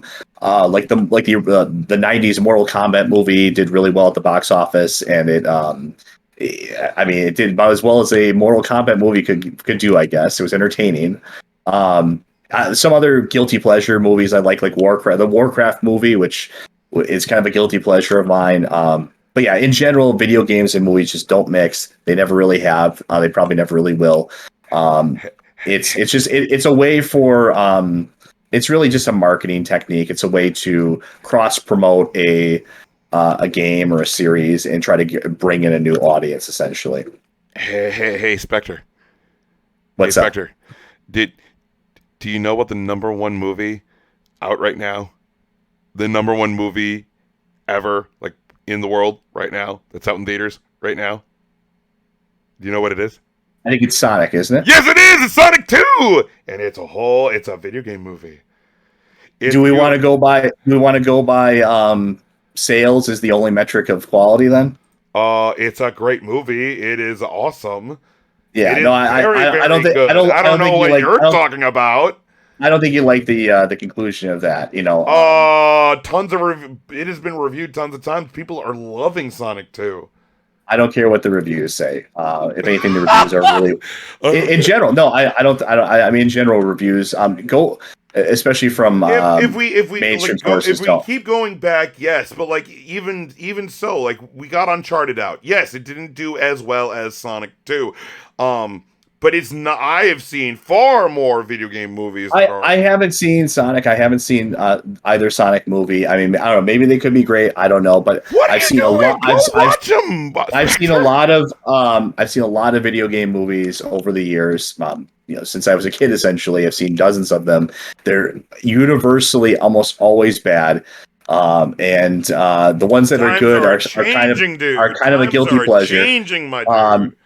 I don't think. I'm sorry. I don't think a Sonic movie would be high art by any standard. So oh my God, Spectre! I mean, no, like, dude, like, I went to go see Sonic 2. It is exactly what I wanted it to be. It's freaking amazing. It is a popcorn flick. Like, I had a blast watching it. And I mentioned some. I did mention, in my defense, I did mention examples like Mortal Kombat, which was kind of the same idea. It was a box office success. Mortal Kombat. Are we talking about like the like current Mortal Kombat, or are we talking about 90s Mortal Kombat? 90s Mortal Kombat. It was a box office. The new Mortal Kombat is great. Well, the 90s one was a huge box office success at the time. Because that was the biggest game at that time. I understand. I'm saying that there are exceptions, but I'm saying out of, hundreds now at this point, video game movies that have been made, they're almost always terrible. And that's just the trend for them. And I think especially for the better, I'll put it this way, the better the game is, the more impossible it is to make a film adaptation of it. I'm not saying that every single video game movie is good. Like, I've seen Assassin's Creed, and I'm a massive Assassin's Creed mark. And, like, the Assassin's Creed movie is fine as an Assassin's Creed fan, but even then, it has its massive problems. Like, tons of the lore is wrong. All of the action scenes are only in the past, outside of the finale. All of the present day stuff is just exposition. None of it, like, all it is just words, setting up plot, setting up lore, and that's it. Like, Assassin's Creed, the Assassin's Creed movie is just okay at best. Like, I had more fun watching Uncharted than Assassin's Creed. The Angelina Jolie Tomb Raider movies, those were, at its time, fun. And like, we have seen more misses than hits of video game movies. If that's all these aspire to, is just to have an occasional box office success and not have anything that's like not something that anyone could legitimately. What do you want, Citizen Kane in a video game? Like, is that what you want? Yeah, well, you're the one that's always going off about how video games are art. Why shouldn't we hold them to that same standard? Video games are art, but you can. I also like art that's just fun. That's video games can tell a great story. Yes, they can. And that, like I said, it doesn't work when you translate that to a film. I've never seen it work. And usually, like I said, the better the game story, like take the Silent Hill movies, for example. Usually the better the game story, the worse the movies are. Those movies are atrocious. And the second one was even more atrocious somehow than the first one. We're getting people who have played these games and love these games, and they are turning them into movies because they want to.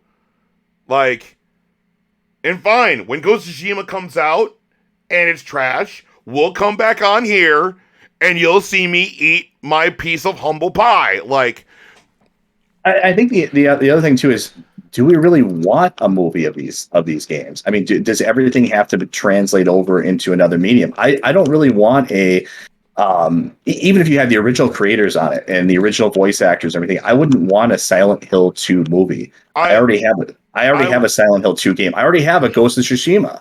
I If will I say want, this. I will say this.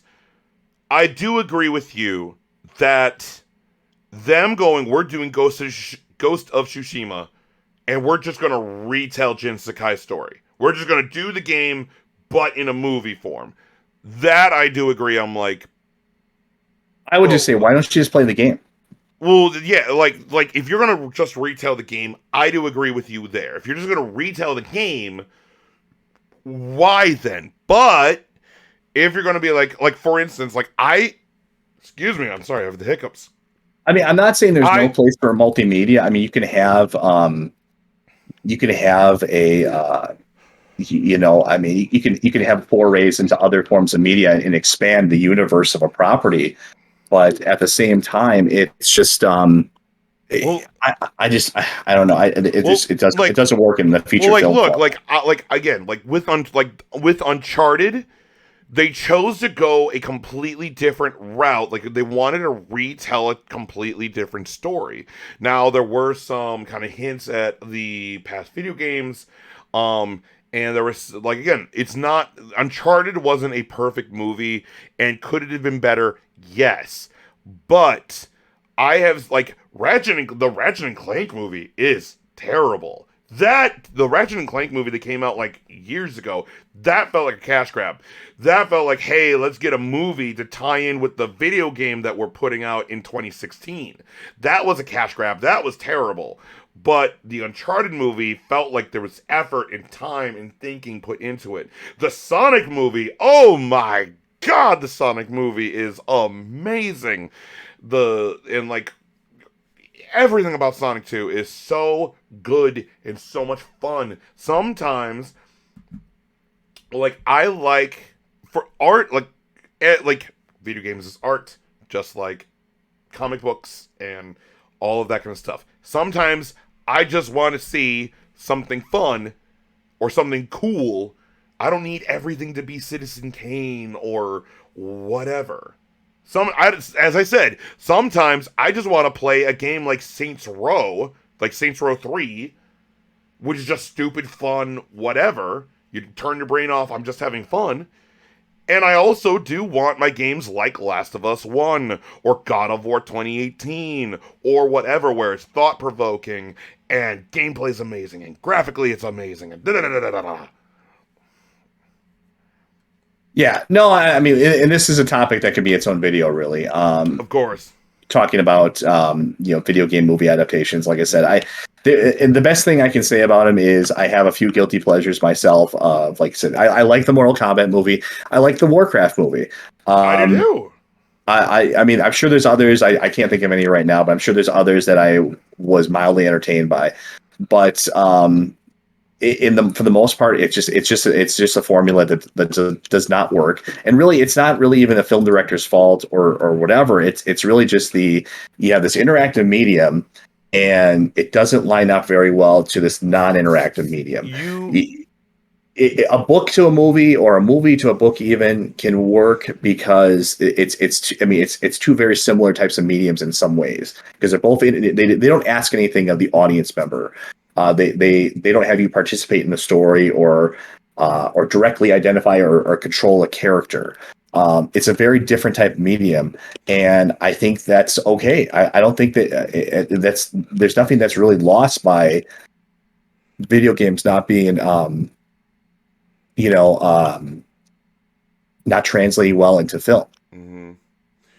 I'm okay with that. I guess this will just be another topic for another time, but god dang it, Spectre. God dang it. Alright. I think we need to make that its own video, its own topic. Oh, we'll come back to this, but yeah. Anyway, let's move on. Next topic is that E3 2022 has been canceled. We have one more thing to talk about, and that'll be a place of conversation. We were going to talk about this, and we are going to talk about this, but we're going to spend a little bit of time with this. We may talk about this more later, But I wanted to bring this up. So this was at the end of March. This is kind of a big deal, and I wanted to talk about it on this show. On March 31st of 2022, from the ESA, which is the organization that runs E3, the Entertainment Software Association issued the following statement on E3 2022. Quote, E3 will return in 2023 with a reinvigorated showcase that celebrates new and exciting video games and industry innovations. We previously announced that E3 would not be held in person in 2022 due to the ongoing health risks surrounding COVID-19. Today, we announced that there will also be no digital E3 showcase in 2022. Instead, we will devote all of our energy and resources to delivering a revitalized physical and digital E3 experience next summer, whether enjoyed from the show floor or your favorite devices. The 2023 showcase will bring the community, media, and industry back together in an all-new format and interactive experience. We look forward to presenting E3 to fans around the world live from Los Angeles in 2023. Look for more news and announcements soon. So, we have no E3 this year. And the ESA has chosen to... It's all your fault. What, mine? I'm kidding. I'm like, what did I do? So yeah, we have no E3 this year. And pretty much what happened is, so I have a kind of an article coming from IGN kind of talking about this, and pretty much this was everywhere. So pretty much it, like, when this was happening, that was the official statement. But in the article from IGN, after previously canceling its in-person E3 2022 event, the ESA has now informed its partners that there will be no digital event equivalent to this year either, meaning that 2022 E3 has been canceled. The news broke out via a tweet from Razer PR lead Will Powers, who said that an email had been sent out announcing the cancellation of a digital E3 event. IGN has independently verified the contents of the email itself, meaning because IGN is like one of the biggest video game media out there, they also got the same email. And then I talked about how they canceled it, and they were going to do no in-person. They canceled that in January, and now they just canceled it here. Pretty much this article was coming out before that announcement, the official announcement from the ESA happened. The tweet from Will Powers said, quote, "Just got an email. It's official. E3 Digital is officially canceled for 2022. Lots of mixed emotions about this." So yeah, there is no E3 this year. There is no official E3 this year. Talk to me, Spectre. Yeah, I mean, what can you say? I mean, we saw this coming, I think. I've been talking about this for a while. I mean, really, E3 has been in decline, really, for the last, 5-6 years, if not more. I mean, it's been, that's just kind of been the trajectory it's been on, sadly. And I've been lamenting it this whole time. I mean, I really have been a fan of E3. I went to E3 in 2011, enjoyed my time. It's a really magical experience in a lot of ways. Especially for any video. Oh, no. Again, actually. Yeah. Okay. Can you hear me? I got you back. Okay. Good. You're good. Technical difficulty striking again. Right? It's okay. Keep going. You're fine. But yeah, no. Like I was saying, I mean, for E3, I mean, I went to it in 2011. I was hoping to go to it again, actually. But even so I'm a fan of E3 in general. I enjoyed the experience, but I had to acknowledge that, hey, this was on a downward trajectory. I mean, this is something where ever since really the Nintendo decided to branch off and do their own thing, and then Sony, of course, followed suit. It became this sort of like this. It lost its relevancy. It's kind of like a lot of things have lost their relevancy over the time. I mean, look at compare the Oscar viewership back in, of course, aside from this year's special event, Oscar viewership. In the 90s, you compared to present day. I mean, it's just been it's lost its cultural relevance. And E3 was kind of in that same boat. I mean, it's not that video games have become less popular. Video games are more popular than ever. Mm-hmm. It's just that E3 as the event was rescinding. And I think these big, the big three and all these other big publishers saw like, well, hey, they thought logically, hey, why should we be beholden to this? Why should we be beholden to this event? We can steal the thunder and we can do our own event and announce games on our own terms and control the message. And it's less risk. It's less of a potential for things to go wrong, really. So I mean, there's a lot of advantages to it. It's also more cost effective. It's more good point. More cost effective. I mean, these are expensive events, so I mean, it's more cost effective. That's another point too. I mean, there's a lot of reasons why, and I think I know they mentioned I think that E3 would be coming back. Yes, there will be E3 next year. I wouldn't be surprised though if we heard an announcement that said that it's not coming back, or it's like a future announcement that said it's not coming back, or it's coming back in a very limited capacity. Go ahead. I think that's the future of where it's going.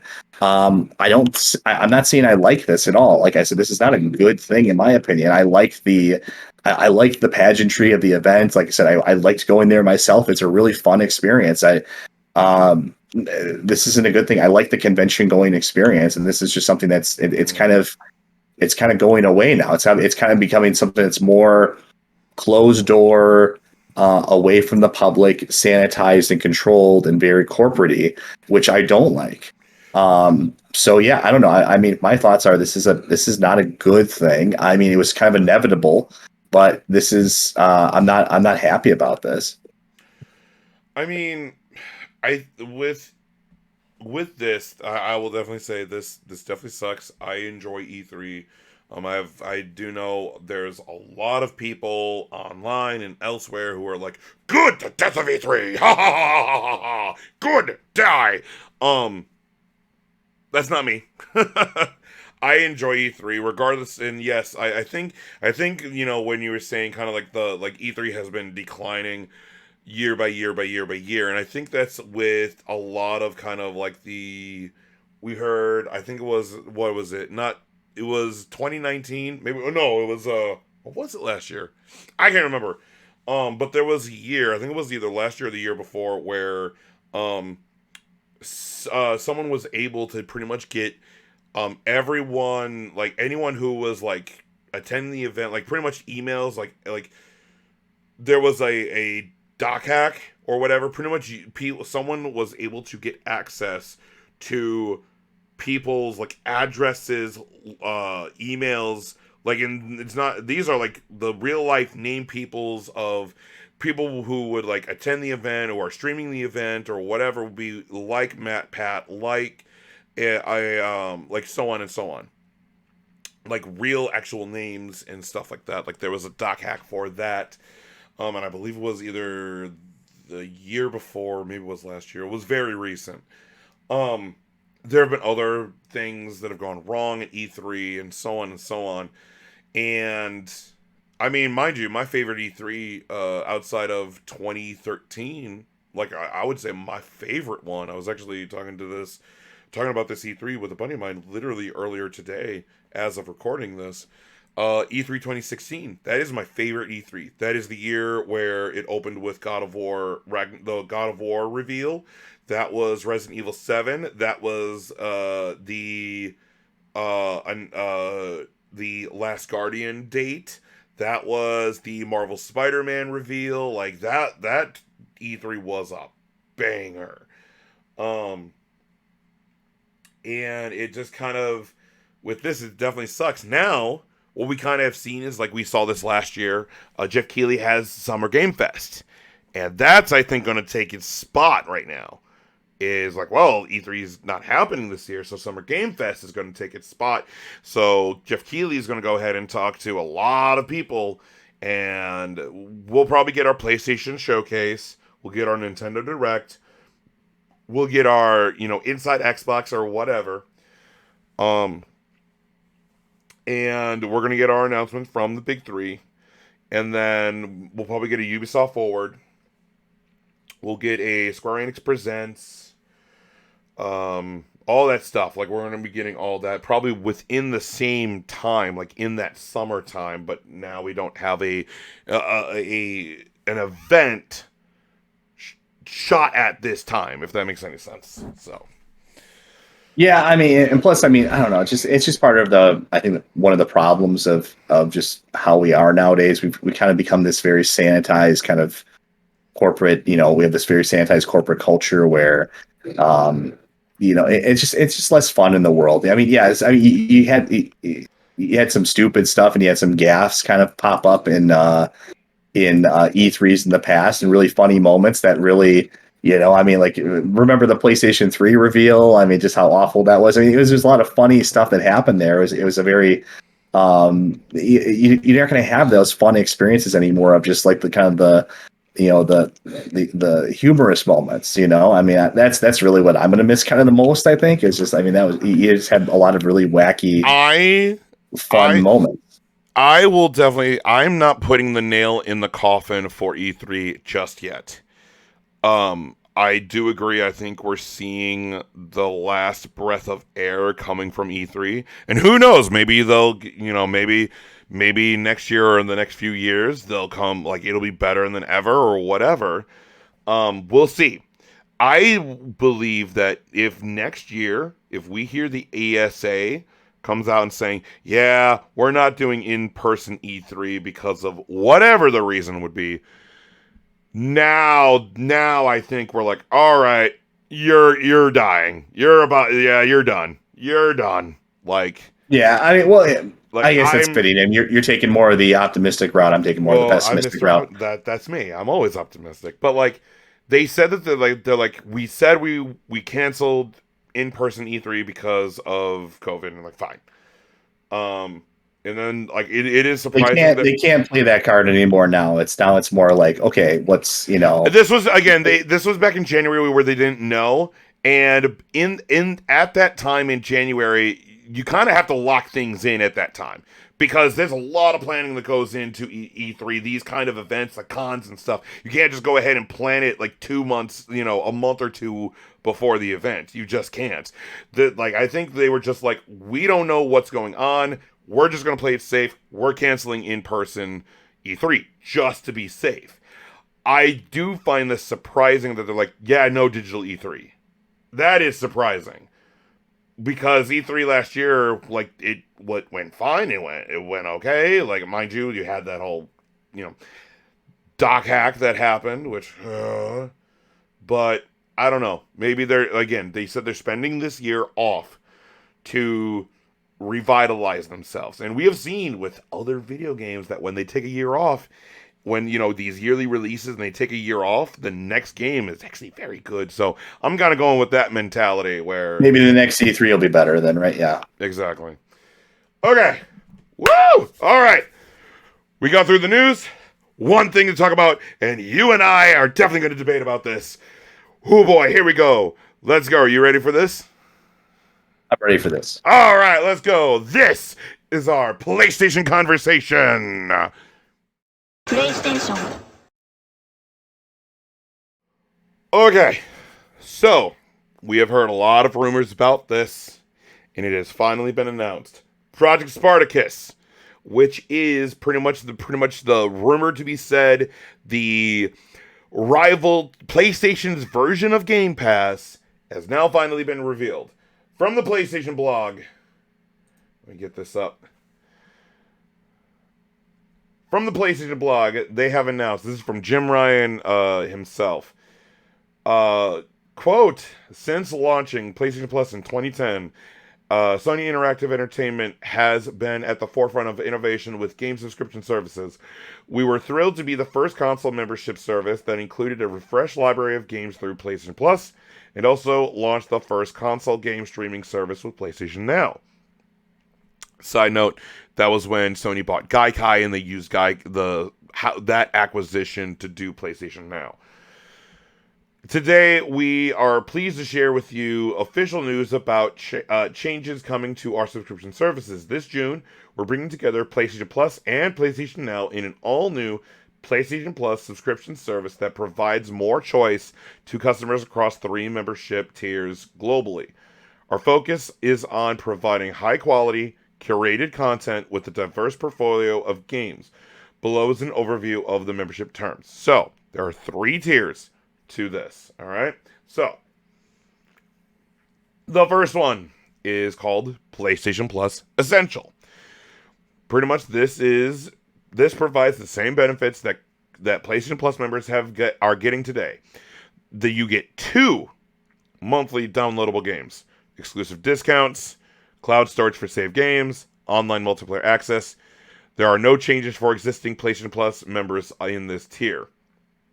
And the price remains the same as it currently does for current PlayStation Plus. So pretty much it's $9.99 monthly, $24.99 quarterly, or $59.99 yearly. $10 per month, $25 bucks every like 3 months, and $60 for a year. Normal PlayStation Plus, like current normal PlayStation Plus, all that kind of stuff. For PlayStation Plus Extra, this is the second tier. This provides all the benefits from Essential Plus. It adds a catalog of up to 400 of the most enjoyable PS4 and PS5 games, including blockbuster hits from our PlayStation Studios catalog and third-party partners. Games in the Extra tier are downloadable to play.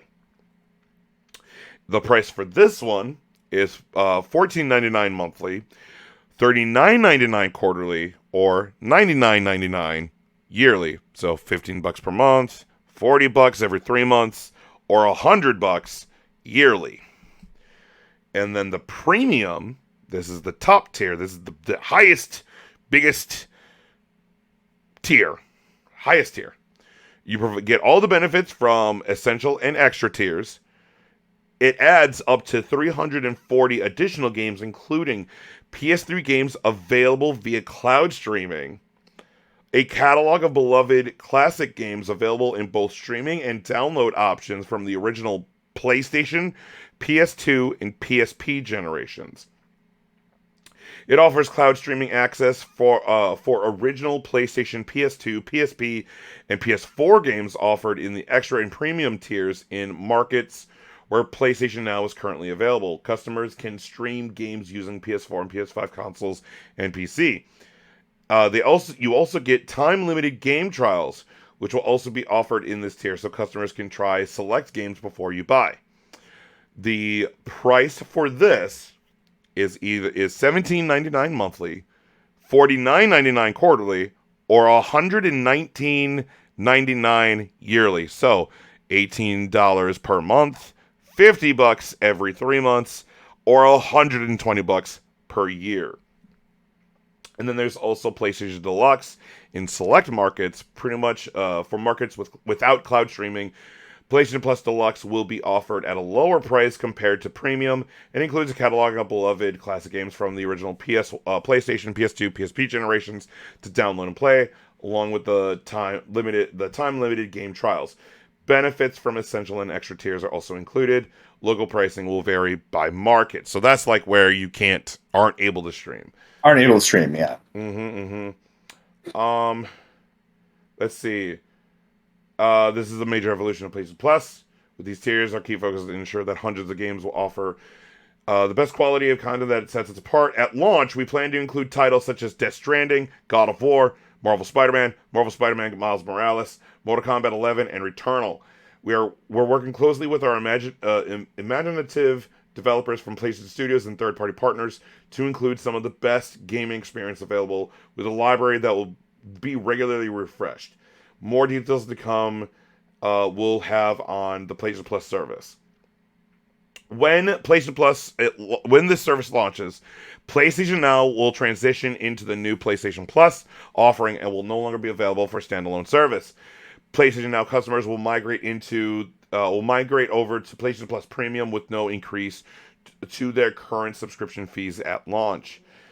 As this is a massive launch effort, we're rolling out new PlayStation Plus offering in a phased regional approach. In the June timeframe, we'll begin with the initial launch in several markets in Asia, followed by North America, Europe, and the rest of the world where PlayStation Plus is offered. We'll aim to have most of the places. We aim to have most PlayStation Network territories live alive with our new PlayStation Plus game subscription service by the end of the first half of 2022. We also plan to expand our cloud streaming benefit to additional markets, and we'll provide more details at a later date. Okay, and then it's just like blah blah blah. Blah, blah. Okay, so biggest things, there are 3 tiers. Pretty much essential is your current PlayStation Plus. Extra, you get a catalog of 400 PS4 and PS5 games that you can download. And then premium is that you pretty much get PS3 games to stream. You don't get to download, you get to stream them. And then a catalog of PS1, PS2, and PSP games to stream and download. And so on and so on. Like, there's a lot to this. I want to hear your opinions first, Spectre, before... What do you think? Yeah, I mean, in some ways it feels kind of like a nothing burger. It feels like it's just a marriage of PlayStation Now and PlayStation Plus. The only good thing I can say about this for people that currently have PlayStation Plus is, I mean, you're not getting a price hike really. You're getting the same basic service that you've been getting before on the lowest tier plan for the same price. So good on them for not forcing people into a higher priced service, essentially. But I mean, that's where, I mean, it's kind of where the any kind of positive feedback ends, because I don't really see I don't know. I don't really see who this is benefiting. I think Game Pass, if you're into the subscription game Netflix-like services, I think Game Pass is a much more compelling value package on a much better system in many ways, a system that actually embraces backwards compatibility. Like I said, I mean, for me, I'm looking at this as an outsider. I'm a PC player. That's all I play on now. I don't have systems anymore that I have hooked up. I have collectible systems at this point. I don't have any that I actually play. But if I were to go, let's say, PC vanished tomorrow, if I were to go to a console, I probably would pick up an Xbox, which itself is deeply flawed as well too. But at the very least, with Game Pass, it seems to be a much better value proposition at a better price point, and it's also on a console that intends to embrace true backwards compatibility of actual physical games. Better. I don't know really I don't really see the big advantage of this approach. I don't like the idea of streaming games. I've tried it before myself. It's riddled with problems. I just don't see who this is. I don't really see the advantage of this. It's just PlayStation Now. But I think they realized that PlayStation Now itself was not performing to the expectations that they had, whereas PlayStation Plus was doing quite well, largely I would say because they integrated or made a multiplayer requirement on PlayStation Plus. So you have to have PlayStation Plus to play online multiplayer.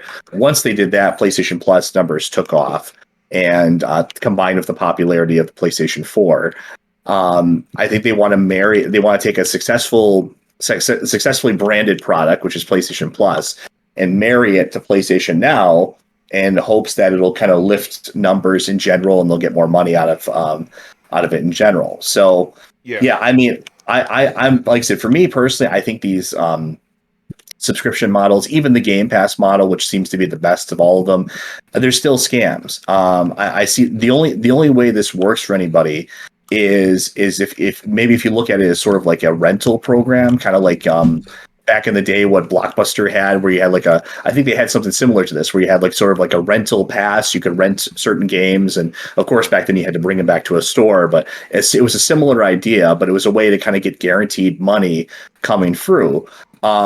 Really the only people I think this benefits are people that are maybe completely outside of the gaming ecosystem and they want to get into it. Like maybe you're someone that grew up and you just never played video games, or you're not a gamer and you want to get into it and you want to kind of just try a smattering of a bunch of games, then maybe this is a decent approach. But even then, what I would say is pair up with a friend and borrow their account and play some of their games, and you can do that for free.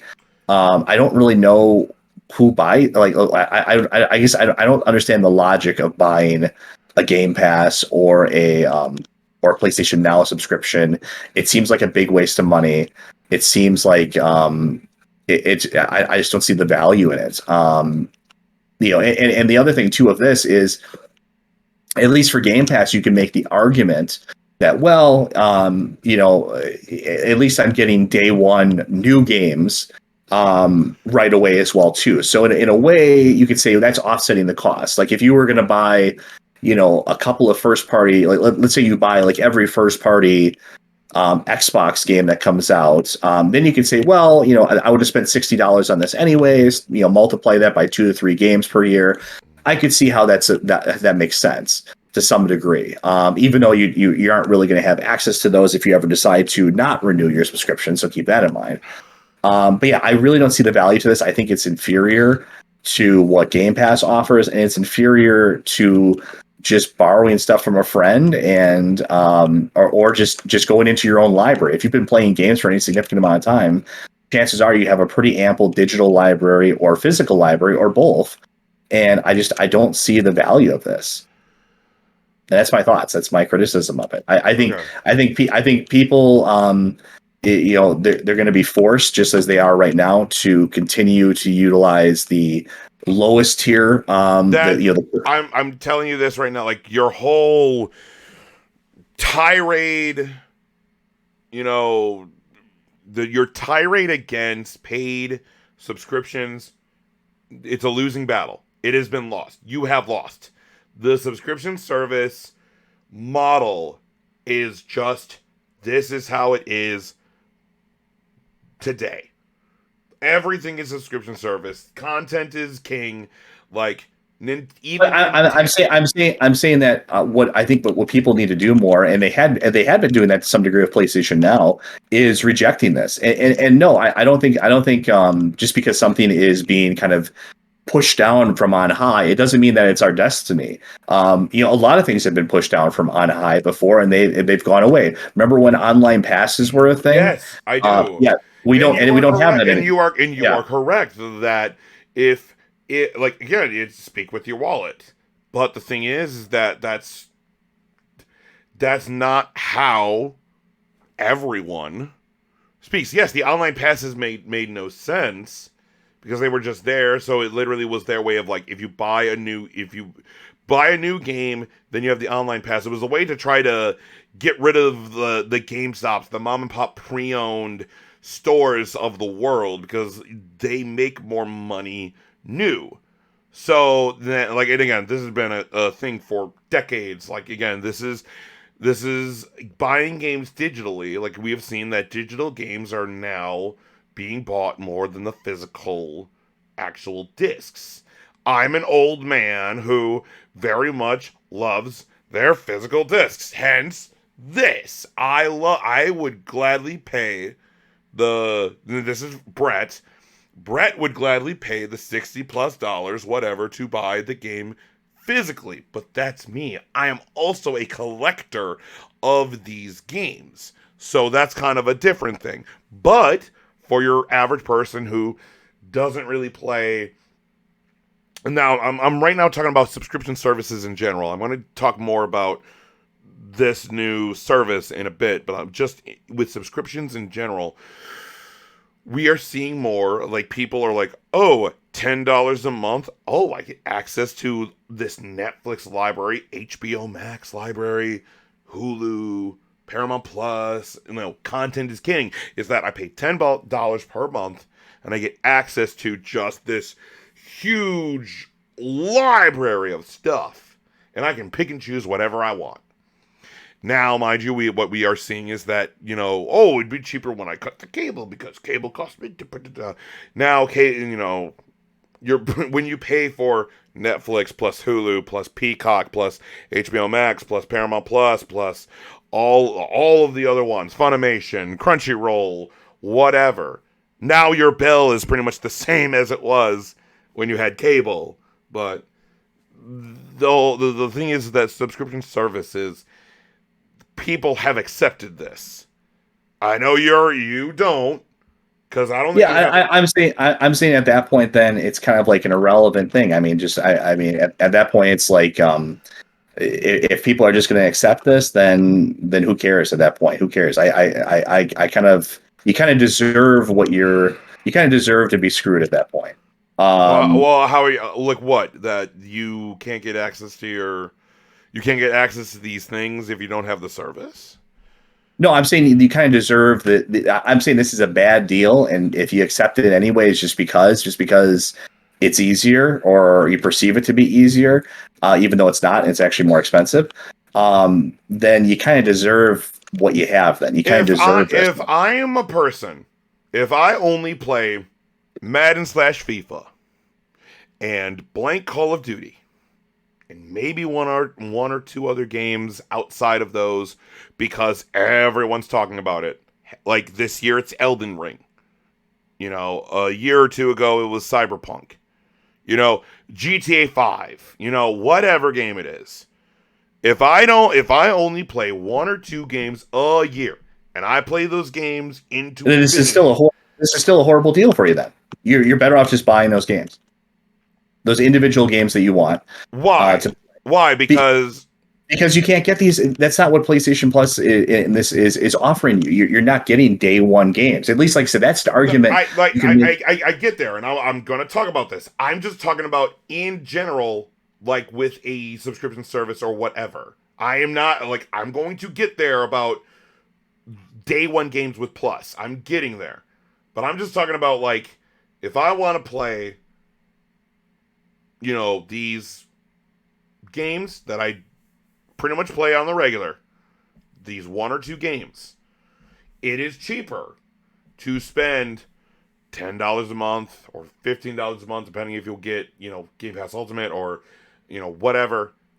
It's a totally different story. Now, let me bring up about this whole game release thing, because this is very key. I think this is very, very different. I think this is kind of where you and I may agree. I don't know, because I have some words about this. So, from GameIndustry.biz, this is an article talking. This is from Jim Ryan. They talked to Jim Ryan about this. He goes, in terms of putting our own games into this service or any of our services upon their release, as you well know, this is not a road that we've gone down in the past, and it's not a road that we're going to go down with this new service. We feel if we were to do that with the games that we make at PlayStation Studios, that virtuous cycle will be broken. The level of investment that we need to make in our studios would not be possible, and we think the knock-on effects on the quality of games that we make would not be something that gamers want. That's basically corporate speak for saying. Go ahead. Sorry, just to continue the article. Ryan's view on this isn't unique to Sony. Most AAA publishers are reluctant to put their most recent games into subscription services. The counter argument is that by putting your latest titles into PlayStation Plus or Game Pass, you're potentially widening your audience. Overnight, your new release could have tens of millions of players, and if your game has other forms of monetization in it, then the revenue potential is significant. Even if your game doesn't have microtransaction, Xbox believes that subscriptions, combined with streaming, is the key to finding new console players. Orion's perspective is a pragmatic one, and PlayStation's current position on this is entirely subject to change. He continues, quote, the way the world is changing is so very quickly at the moment, nothing is forever. Who would have said even 4 years ago that you would see AAA PlayStation IP being published on PC? We started that year with Horizon Zero Dawn, and then Days Gone, and now God of War, a huge, polished, and accomplished PC version of that game. We've had great critical success and great commercial success, and everybody has made their peace with that happening and is completely at ease with it. I look back 4 years and think nobody would have seen that coming. So I don't want to cast anything in stone at this stage.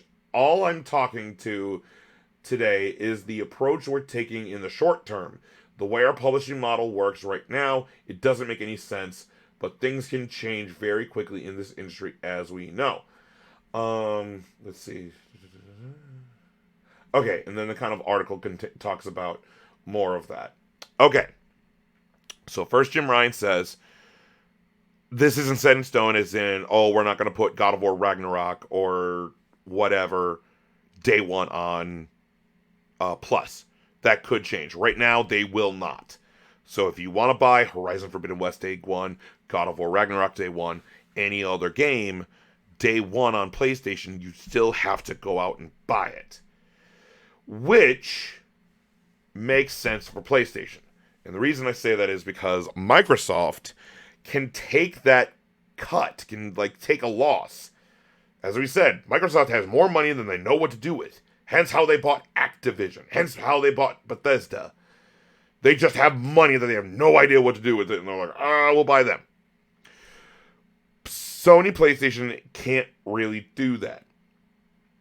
And that would be them losing money if they put God of War Ragnarok on even premium. If you want to put it on the top one. Mind you, if they go, oh, you get day one on premium, but only premium, that's still rough. I get, and I do agree. I do agree with Jim Ryan kind of thinking, the quality of PlayStation games, when it comes to PlayStation exclusives, those games get nominated, at least one game from PlayStation Studios gets nominated for Game of the Year, and that has happened since 2016. Every year since 2016, since Uncharted 4, a PlayStation exclusive has gotten nominated for Game of the Year, if not has won Game of the Year. 2016 was Uncharted 4.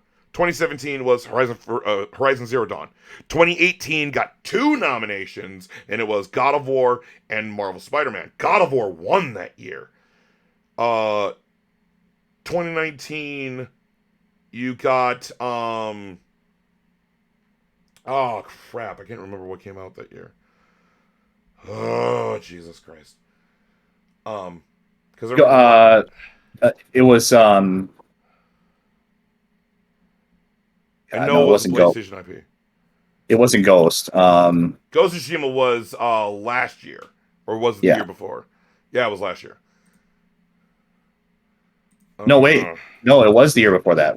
Yeah, but I understand your point. But I'm just saying I disagree. I don't understand. I think it's corporate speak to say that basically they don't have the financial resources like Microsoft would, for example. To kind of eat the cost of not putting a game out at directly onto their Game Pass. Essentially, Microsoft can afford to eat that cost. It has nothing to do with budgets of the game or supposed quality. Or he was trying to do this weird, magical Jedi mind trick kind of thing. This is actually good for you when I'm screwing you over. You these aren't the droids you're looking for. That's kind of what he's doing there. He's doing a Jedi mind trick on you, and basically saying that it's actually a good thing that you're not getting day one games on this, even though obviously that's not a good thing. And it has nothing to do with the quality or anything like that. It just comes down to the simple fact that if you look at the financial ledger, Microsoft is in a position to eat the cost on these things. And of course, that's only for now. I mean, Microsoft has basically infinite money, but they also don't have infinite money. They can't just throw money forever and ever and ever. They're doing the reason why Microsoft is acquiring all these studios and doing all this stuff to bulk up Game Pass is because they expect to make money out of it in the long run. But for Sony, we can look at other outside of the video game space on all of that. Yeah, but my point is to the idea that this is somehow a good thing for consumers. That there's no day one games on the PlayStation's equivalent of Game Pass. That just seems silly to me. I don't think that's a losing argument. Maybe you do have a point. You have a sad point about how modern consumers have become accustomed to being screwed over by subscription plans, and they've accepted that to some degree. But I don't think you have a leg to stand on when it comes to day one games actually not being on there is actually a good thing somehow. I don't think there's an argument for there. I will definitely say that is a massive selling point to Game Pass. With Game Pass, I can play Halo Infinite. I don't have to spend $60 day one You can see it, and yeah, you could see that as sort of like a $60 discount on your subscription. Like I get to save $50 on Game Pass, or 45 or whatever, because you get with Game Pass Ultimate you get live and Game Pass. I get to save X amount of money to play Halo Infinite day one. Like and even then, you're not really necessarily saving money. I get it, Spectre. You don't like again. I get it. You very much live in back in olden times where. And look, I get you. We have talked about, game preservation and that kind of stuff. There is a reason why I still buy physical games like this. There is a reason why I still go out. I'm not even saying it's not even a physical game argument. I mean, most of the games I buy now are, aside from for collecting purposes, are digital. Or if I buy them, like for example, the game I'm playing currently, Ghostwire Tokyo, that had a physical disc, but it came with a digital code to play the game. I have nothing necessarily against digital anymore. I've moved on from that. But at the same time, I think buying games individually or on a deep sale is the way to go. Or for older games, at even more extreme discount or even free in a lot of cases, because they become kind of this vaporware essentially that you can just get for free essentially. So I think that's the best model. That's the most logical model, I think, for the vast majority of people. I think the only scenario where I see Game Pass, if you treat Game Pass or the PlayStation Now as like a rental program that you're just going to have temporarily, like you're going to have like you've never gamed before and you just want to try a bunch of PlayStation games and you just never had a PlayStation before, I could see that as maybe a reasonable way to experience a lot of them really quickly. I could see that, but as a long term, like I'm going to be subscribed to this for years and years and years, that just seems ridiculous to me. It seems like a big waste of money, and I don't think people should put up with it. But the thing is that this is like, I actually agree with Jim Ryan on like the business end of it. Like, look, as a consumer, it actually is more beneficial on Game Pass for them to release like, oh, Halo Infinite's day one and that kind of like their brand new releases are you get them on Game Pass day one. That is very much more advantageous to the consumer. That is more an advantage on our side. But I can see with Jim Ryan two things. One, why wouldn't I? That's money being left on the table if I put our newest games that people go, with a PlayStation game, you're going to be getting good, solid, great, almost Game of the Year quality with these games. When it has the PlayStation Studios logo on it, you know what you're getting in for. It's going to be like top quality kind of stuff. That's like PlayStation has very much been sitting on its laurels when it comes to that. So that is money being left on the table where it's like, why would we put it on Game Pass or not Game Pass? Why would we put it on PlayStation Plus service where you have to go out and buy it if you want to play it day one? That makes sense. And I can see why like his thinking is that if we put it on PlayStation Plus, if we put it on this there, we lose our quality because now it's about vomiting it out as fast as you can. It has to hit date. It has to hit day one. It has to do this. I can kind of see that, but it is kind of like back and forth with that. But the only reason I see that is because Xbox hasn't been able to prove themselves up until honestly very recently that their first party games are worthy to pick up day one. Like Halo Infinite is great. That was our game of the year last year. Forza Horizon 5 is a fun game. And that has won game of the year from a few other publications. And Gears 5 is a fun game too. But from the years of the Xbox One and other stuff like maybe we're seeing Xbox kind of starting to gain its feet. And I think this is where they're like, we're going to buy up studios. We're going to buy Bethesda. We're going to buy Activision. We're gonna make some new studios. We're gonna buy Double Fine. We're gonna buy the like Psychonauts 2 is I would definitely say if Psychonauts got stolen at the Game Awards last year, at least for best art design. I was surprised that did not win. Like them buying other studios, this is their way of like, okay, well, we're gonna go ahead and try to get some better quality games. Psychonauts 2 is a phenomenal game. I played it. That was like, I think that was my favorite game to play last year. That was like my game of the year. I was like really, really close. So I guess we'll see when it comes to like Xbox, kind of them doing this, where it comes like the day one release. Now, I did do some math on this. I went ahead and pulled up my phone. That's why I have my like head down here. So I pulled up my phone, pulled up my calculator. I wanted to look up the pricing of Game Pass Ultimate. This is like the top premium one, okay? Because Game Pass Ultimate gives you the ability to play Game Pass. We'll remove any discounts and stuff like that, just for because those are like normal price. Yeah, I mean, this is normal price, no discounts, no nothing. This is normal price. All right, so 3 months of Game Pass Ultimate, and I kind of wanted to take like as close to like because they don't do a yearly subscription. They don't do a year. They go max out to 3 months. Okay, so a 3-month subscription of Game Pass Ultimate that gives you live and Game Pass is $45 per month. With premium, quarterly, because that's every 3 months, that's $50 quarterly. So 5, 10, 50, that's $150, or 5, 10, 15, 20. Sorry, quarterly, because that would be 4. So that's $200 if you pay every 3 months. There is no... Whoa. So that doesn't sound right. So you're paying... Game Pass is $200 every 3 months? Game Pass is $45. Game Pass is $45 every 3 months. PlayStation Plus Premium, the top one, is $50 quarterly. That's every 3 months.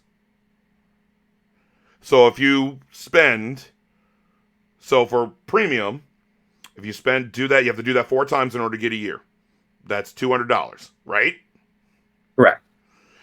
With Game Pass, multiply that by 4 times, it's pretty much $180. Okay? So, now, as I said, there is no yearly Game Pass subscription. You can only, the max you can do it, like the best saving, if you're not, you want to get the most months or time, it's 3 months, okay? PlayStation Plus Premium says it's $120 for a year, where Game Pass Ultimate is $180 per year. Because the only way you can do it is if you take a 3 month, multiply by 4, that's $180. So basically, so that really highlights how bad of a value proposition it is. So as long as there's at least one game, Xbox game per year that you care about, like first party game that comes out, then you're better off with with Game Pass. Not to mention with Game Pass, you're not worried about streaming games. I believe pretty much everything on Game Pass is a direct digital download. I'm not as familiar with it, but I believe that's the case. It's so with Game Pass, yes, you are correct. Every single game on there, whether it's OG Xbox 360 and then Xbox One and Series X are pretty much the same thing. Yes, those are all download. You download the game and then you play it. Which is always better than streaming. I agree. Where with premium, the extra, that's the middle tier, you get 400 PS4, PS5 games that you download. Just like Game Pass, where you download the game and then you play it, okay? Premium is like current PlayStation Now. You have PS3 games. All of the PS3 games are streaming only. And then it's a combination of PS1, PS2, and PSP games. Some games are stream, some games are download. So, and which ones are stream and which ones are download, we don't know yet. So that's, and I do agree, that's a problem. That is a big problem. And the problem is that when they made PlayStation Now back forever ago, when they bought Gaikai, that was the thing. I mean, again, it was very ahead of its time. No one cared about PlayStation Now, and the only reason people started buying PlayStation Now, even now, like currently, was when PlayStation went, oh, Game Pass is doing, like, the reason why you can download PS4 and PS5 games is because they copied what Xbox was doing. That wasn't the case when Now was active and PS4 first came out. That was not a thing. Them being PlayStation being on PlayStation, being able to download a PS4 or PS5 game on PlayStation Now, or now this service, is a very new thing. This was not the case when the PS4 first came out. So, like with the PS3, with the PS3 going on about this, streaming these games, like, this is a bad thing. And I think that the reason why I think it is because it's stuck with Gaikai. It's stuck with how they made that service. I mean, I'm not going to box into a corner here. I mean, I understand that, like, so I understand where your loyalties lie with it. You know, I understand you really, really want to love this. I'm just saying that, and I think you do have a point about how, as a culture, we've kind of come together and we've decided that subscription services are just okay. But my argument, my counterpoint to that is that just because right now we think this is, I mean, think about it this way. Not too long ago, you mentioned, cable was, getting cable TV was seen as like the only way you could, everybody had cable. It was the adoption rates were extremely high and people just accepted it, and you kept on just getting screwed over and over again every year, because we perceived it as there was no choice. But now with the advent of the internet, and even though the internet's been largely sanitized and I think has gotten largely worse in many ways over the last 15 years or so, it still affords us the freedom to look for alternatives. We don't have to just accept whatever crap they give us, at least not yet. But I'm just saying that I think people need to really step back and decide, is this something that's actually of value to me? Because I think for some people it is, but I think for a lot of people this is actually just it's a waste of money. You're better off not just buying games the old-fashioned way, essentially just buying games one at a time on a sale, and or borrowing, or checking out a game first to see if you actually like it, and then deciding if you want to drop 20, 30, whatever, some dollars on that game. And even for your examples like Elden Ring and stuff like that, none of these subscription services are going to give you Elden Ring. You still would have to just buy that game flat out anyway. So I mean, there's no unless you're going to pirate that game, there's no other way around it. I mean, look, that's kind of my final thoughts on it. I'm aware. Again, you have gone on multiple tirades on different episodes about how subscription services, in a general sense, you despise. Like, again, it doesn't, whether it's video games or otherwise. I know you hate Netflix and Hulu and HBO Max and Paramount Plus and all of these other subscription services. Like, I don't think you own a subscription service yourself, and if you do, you're mooching off of someone else. Right? That's mostly true, yeah. So I get it. It is, like, I mean, again, you're not going to be able to. I'm not going to be able to change your mind about this.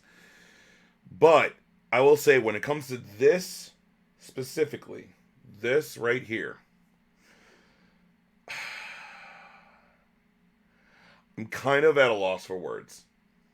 I do like it that they're fusing Now into PlayStation Plus.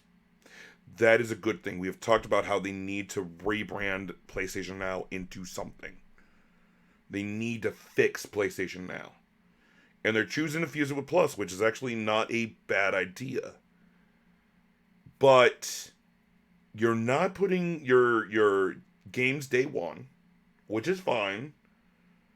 It is what it is, and I can kind of see the point business wise. I can see the point business wise, but it also isn't advantageous to us, to the consumer. So you still have to go out and buy God of War Ragnarok day one. You still have to spend the $60 for it, $60-$70, and then you have this. I feel that your PlayStation Plus Extra, the $60 tier, which is just normal plus, I feel that like you're spending $100. That's $40 extra yearly. That's a big jump, going from normal plus yearly to now you get 400. Mind you get 400 PS4, PS5 games, which is fine. Now also, what is the library? Because the library sucks. Now you've even screwed yourself even more. Because you gotta have a good library. You gotta have good content. You gotta have stuff. That's why content is king everywhere. That's a $40 jump.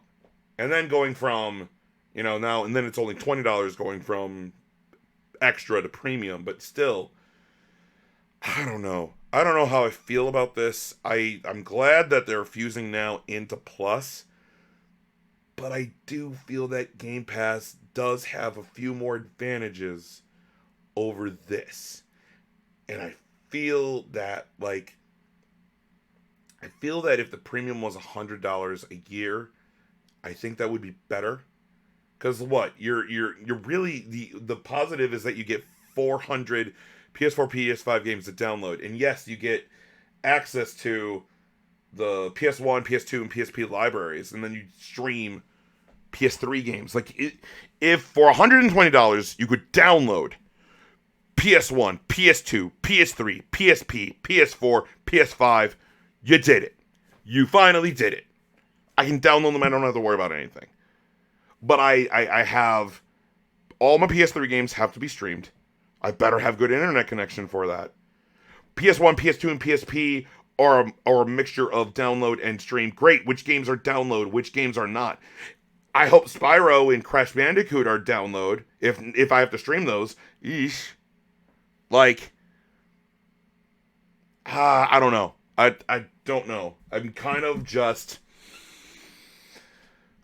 I think we need more details of this, but hearing this announcement, hearing this and all of it, I feel that Game Pass is still the better service currently.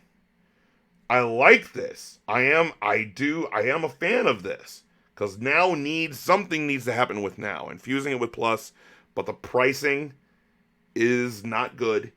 I think your extra should be $80. Only $20 from there, and then your premium is $100. You're going $20 increments between it, because I don't see a lot of people going from the normal $60 that they've been paying for years. Oh, I'll spend $100 for that. So, yeah. Yeah, no, I understand. I know you really want to love this. I understand where you're coming from. But I think like City, just like you admitted, I think Game Pass currently is better. I mean, the thing is, maybe this could change. To give some optimism to it, maybe this changes over time. It probably most definitely will, and maybe it gets better. But the pricing is what's really killing me. It's the pricing and then the streaming. Fine, if you can't fix the PS3 because you did Gaikai all them years ago, and because the PS3 is such a weird contraption of a console, you can't do it. Fine, I don't get it, because there's tons of emulators out there that should be able to do it. But I've never accepted an excuse of this idea that it can't handle it. Because you can emulate it. Fine, but I'll accept it for the PS3.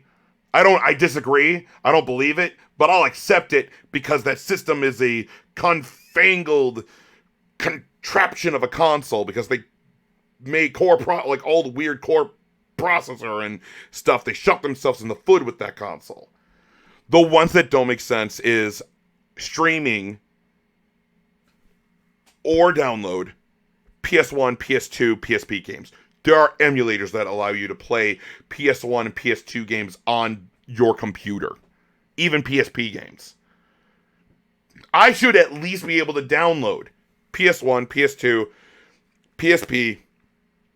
I mean, crap. You should just include the Vita. Just, like, what do you have to lose? Why don't you include the Vita? Like... yeah, right? I mean... Like, you have PSP, great, because the PSP, even though it didn't beat out the DS, it still was a successful system. The Vita, you didn't give enough time for. And you also shot it in the head because you made